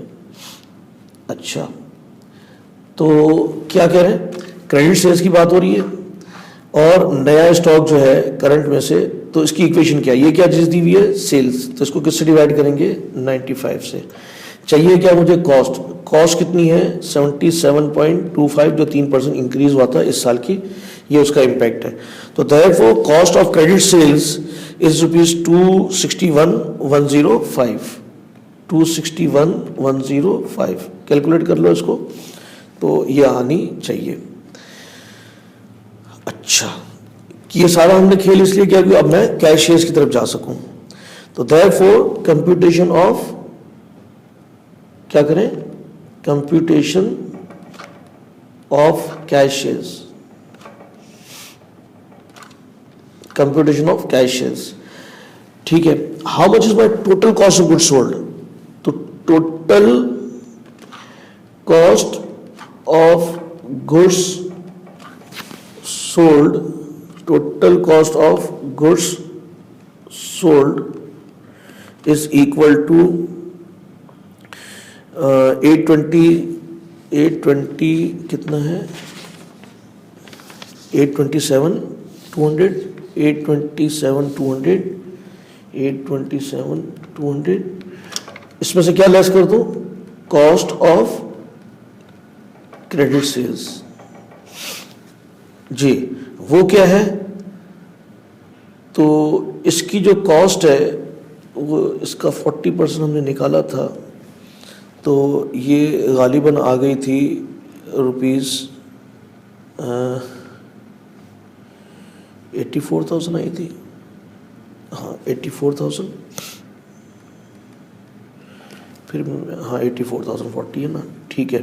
तो 84,000, तो 84,000 ये कॉस्ट है प्लस 261,105 ये करंट में से जो था 261,105।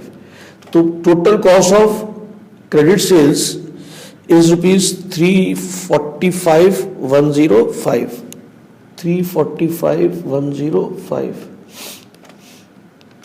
ये आ गई, ठीक है। ये क्या आ गई?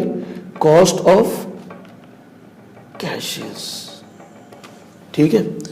कॉस्ट ऑफ कैशेस 482,095 डन हो गया। अब आपको थोड़ा सा फाइनल टच तो दे देना। अब कैशेस तो निकालो प्लीज़, थोड़ा सा पॉज करो, कैशेस निकालो, कुछ सवाल के अंदर इन्वॉल्व हो। अब तक जो आपने लर्न किया उससे कुछ लर्न, थोड़ी सी आपकी भी कॉन्फिडेंस लेवल आ जाए, ठीक है। पॉज करो, देखो और फिर वापस आ जाओ। चलें, गुड।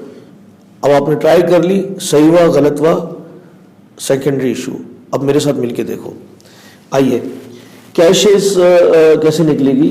तो अगेन आपको हिंट मिलती है कि आपके पास ओपनिंग जो कॉस्ट थी, ठीक है ना। तो सबसे पहले मैं कौन सा माल बेचूंगा? अगर फीफो यूज कर रहा हूं तो ओपनिंग स्टॉक, तो सेल्स बल्कि cash sales from opening stock, cash sales from opening stock. Opening stock कितने का था? 210 का। उसमें आपके पास 60% कैश सेल्स थी, ठीक है। तो 60% इसका निकालता हूं तो ये 126,000 आता है, ठीक है। अच्छा, ओपनिंग स्टॉक को कैसे बेचा है उसकी अगेन हम इक्वेशन के टेबल पे जानते हैं 126,000 पे, और कैश सेल्स का ओपनिंग जो हमने बेचा है वो ये है, ये इसकी इक्वेशन है, ठीक है ना। तो इसकी इक्वेशन क्या बनी? क्या चीज दी हुई है? ये 126,000 दिस द कॉस्ट। कॉस्ट कितनी है? 80। चाहिए क्या? Sales multiply by 100। तो आपकी जो सेल्स आ गई वो ऑफ ओपनिंग स्टॉक इज 157,500। आखिरी पॉइंट वो क्या है कि मेरे पास total cost of cash sales कितनी थी? Therefore cash sales from current stock is 482,095 minus 126,000। ये total cash sales, cost of cash sales थी, उसमें से ये अमाउंट जो है वो मैंने माइनस कर दी। तो अब आपके पास क्या आ गई? Cost of cash sales from current stock, ठीक है। इसको जो मैं बेच रहा हूं तो वो कितने बेच रहा हूं, ये तो कॉस्ट आ जाएगी आपके पास। इसकी इक्वेशन क्या है? तो इसकी इक्वेशन अगर आप देखें, इसकी इक्वेशन आ रही है, ये मैं इसको ये दे देता हूं, ये इसकी इक्वेशन है, ठीक है। वो क्या है? कॉस्ट कितनी है? 82.4। तो इसको मैं किससे डिवाइड करूंगा? 82.4 से,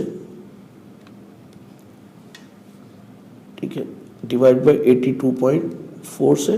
और चाहिए क्या मुझे? सेल्स। तो सेल्स कितनी है? Multiply by 100। तो ये जो अमाउंट आ गई 431,630, ठीक है। तो टोटल कैश सेल्स आ गई आपके पास 589,130। ये हो गया आपका सवाल खत्म, ठीक है। अब इसकी मैं पोस्टिंग ले लूं तो कैश सेल्स कहां जाएगी? आपकी कैश बुक में। और याद है ना कुछ कि वहां पे भी एक जरा तफरी रखी हुई है कि drawings in between this to this. तो कैश सेल्स का रेफरेंस आप रख देंगे और कैश सेल्स की फिगर आई है आपके पास 589,130। इसको भी हम प्रॉफिट लॉस अकाउंट में भी ले जाते हैं। अब इस बेसिस पे मेरे पास जो बैलेंसिंग फिगर कैश के अकाउंट की आ रही है वो आ रही है जनाब ₹1,10,500,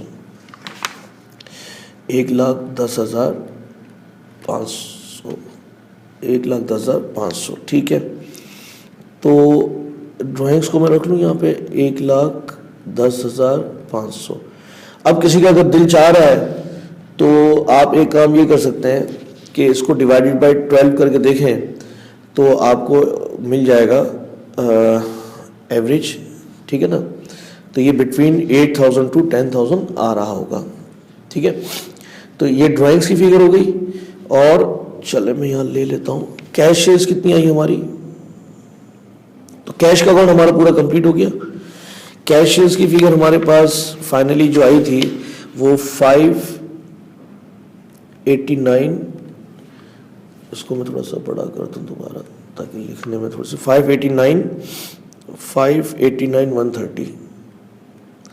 क्रेडिट शेयर्स की फिगर हमारे पास आई थी, क्रेडिट शेयर्स की फिगर हमारे पास आई हुई है ₹427,500। चेक कर लो, 427,500 है। करंट स्टॉक 427,500, ठीक है। 427,500 इन दोनों को टोटल किया तो आपके पास आ गई 1,016,1,630। चलें, ये हो गई। अब आपके पास ग्रॉस प्रॉफिट आ गया 189,430, इसको माइनस कर दूँ, ठीक है। अदर इनकम इत्तेफाक से इस सवाल में नहीं है। अच्छा, कोई इससे फ़र्क नहीं पड़ता अगर आपने लिख लिया था तो। अच्छा, एक्सपेंसेस की फ़िगर जो है मैं एक दफ़ा दोबारा चेक कर लूँ कि ऐसा ना हो बाद में आप लोग परेशान हो। तो मेरा ख़्याल है कि सारी एक्सपेंसेस की फ़िगर आ चुकी है। और क्या इसमें 73,000 डेप्रिसिएशन एक्सपेंस भी आ गया है। तो 1 2 3 4 5, 1 2 3 4 5 6, इसमें क्या आ गया ज़्यादा जो कि यहाँ पे नहीं है। सैलरीज आ गया है, ये आ गया, फिर 50,000 ये भी आ गया है, और 45,000 क्या चीज़ है, यूटिलिटीज़ एक्सपेंस। अच्छा 45,000 यूटिलिटीज़ एक्सपेंस नहीं था जिसकी वजह से, ठीक है। 45,000 जो है वो यहाँ पे दिया हुआ है। तो अब मेरा जो एक्सपेंसेस का टोटल हो गया 271,678। तो यूटिलिटीज़ एक्सपेंस जो है एक्सपेंस 45,000, ठीक है। अच्छा, तो इसको इसमें से ग्रॉस प्रॉफिट में से माइनस करें तो गालिबन आपके पास ये नेट लॉस आ गया।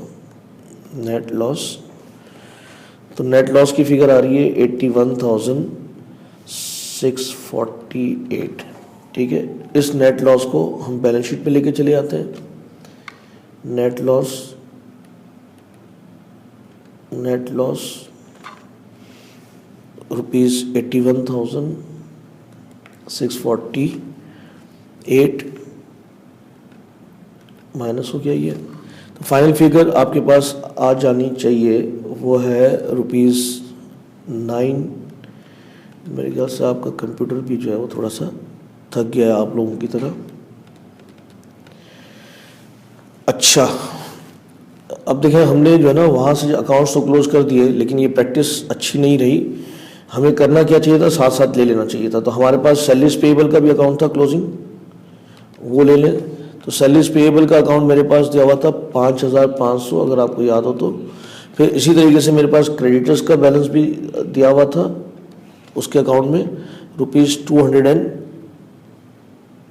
कितना दिया हुआ था वो नीचे लिखा हुआ है आपके पास, उसमें 280,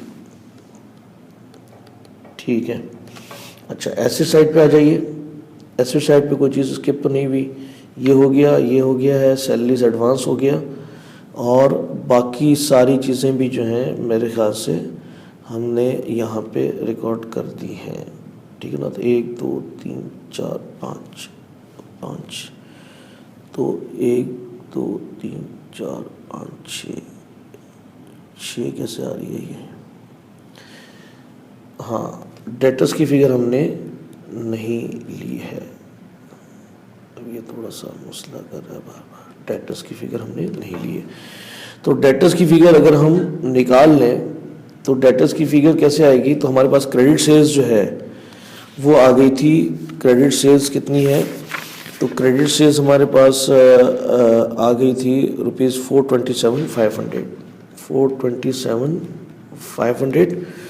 तो डेटर्स की बैलेंसिंग फिगर आ गई आपके पास 200 और ये 5, तो ये आपके पास डेटर्स की फिगर आ गई रुपीज़ 200, 500।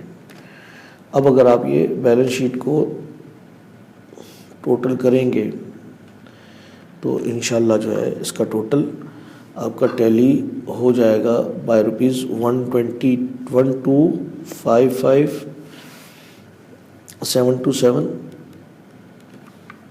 125,727। ये ओवरऑल जो है आपकी सवाल हो गया। जो अब मैं एक चीज़ आपको यहाँ बताना चाह रहा हूँ वो पता है क्या है? अगर आपके पास, अब आप एक चीज़ ये देखें कि कंपनी को फीफो फार्मूला अप्लाई करने की ज़रूरत कब पड़ेगी, ठीक है। देखिए, अगर तो आपकी सिर्फ सेल्स प्राइस के अंदर चेंज हो, सुन लीजिएगा ज़रा गौर से, अगर सिर्फ, चलो मैं लिख भी देता हूँ, ये असल बारीक पॉइंट है, ये इसका मैं पेन भी चेंज कर देता हूँ। if only selling price has changed during current year, then opening stock and current stock will be sold at same revised rate of GP. However,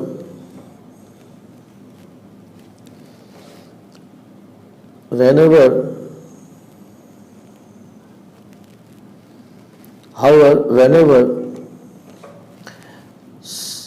cost price, ये है, whenever the cost price has changed, then फिर क्या होगा? whenever the cost price has changed, यार इसको मैं ज़रा highlight भी कर दूँ, whenever the cost price has changed, तो क्या होगा? then opening stock and current stock will be sold at different rate of GP। ये वाला पॉइंट जो है सितंबर 2019 में जो है वो अप्लाई हुआ है। उसने 2 प्रोडक्ट दी हुई हैं, एक की जो है वो कॉस्ट प्राइस भी चेंज की है और सेलिंग प्राइस भी चेंज की है। एक की जो है उसने सिर्फ सेलिंग प्राइस चेंज की है, कॉस्ट प्राइस चेंज नहीं की। तो जिसकी कॉस्ट प्राइस चेंज नहीं की और सिर्फ सेलिंग प्राइस चेंज की है, तो उसका ओपनिंग स्टॉक और क्लोजिंग स्टॉक दोनों सेम रेट ऑफ जीपी पे बिका है, जो कि रिवाइज वाला होगा, ठीक है ना। तो इस पॉइंट को उस सवाल से आप कंफर्म कर लीजिएगा, ठीक है ना। अब आप वो सवाल करेंगे तो मतलब आप देखिएगा कि आपको एक ऐसे लगेगा कि यार आपने कैसे किया था वो सवाल, क्या हमने सिर्फ जो है वो वाइट बोर्ड से उठा के जो है इसकी कॉपी कर ली थी या वाकई समझा था। और एग्ज़ाम में अगर आप उसको कैरी करके नहीं जाओगे कॉन्सेप्ट को तो you will be at a great loss. तो ये एक सवाल मैंने दिया हुआ है, आपके सामने सॉल्व किया है। एक सवाल मैंने सेंटअप के लिए बनाना है और वो भी कोशिश करूँगा कि ऐसा हो जो कि एग्ज़ामिनर के विश लिस्ट के करीब तरीन हो। तो और अगर अल्लाह ने मौका दिया तो उस सवाल की मैं वीडियो कोशिश करूँगा बना दूँगा, वादा कोई नहीं है, ठीक है ना। एटलीस्ट इसको आप इंजॉय करें और कोई अगर ऐसे कमेंट्स हो तो कमेंट्स दे दें, और अगर कमेंट्स ना हो तो दुआ तो ज़रूर दे दीजिएगा बेटा, क्योंकि इतनी एफर्ट्स की आप लोगों के लिए, ठीक है ना। तो असल जो तालिब हूँ मैं वो दुआओं के लिए तालिब हूँ, ठीक है। ठीक है, जज़ाकल्लाह for sparing your time listening this, और आई होप कि ये एफर्ट्स जो हैं वो आपके लिए बहुत ज़्यादा हेल्पफुल होंगे। अस्सलाम वालेकुम व रहमतुल्लाहि व बरकातहू।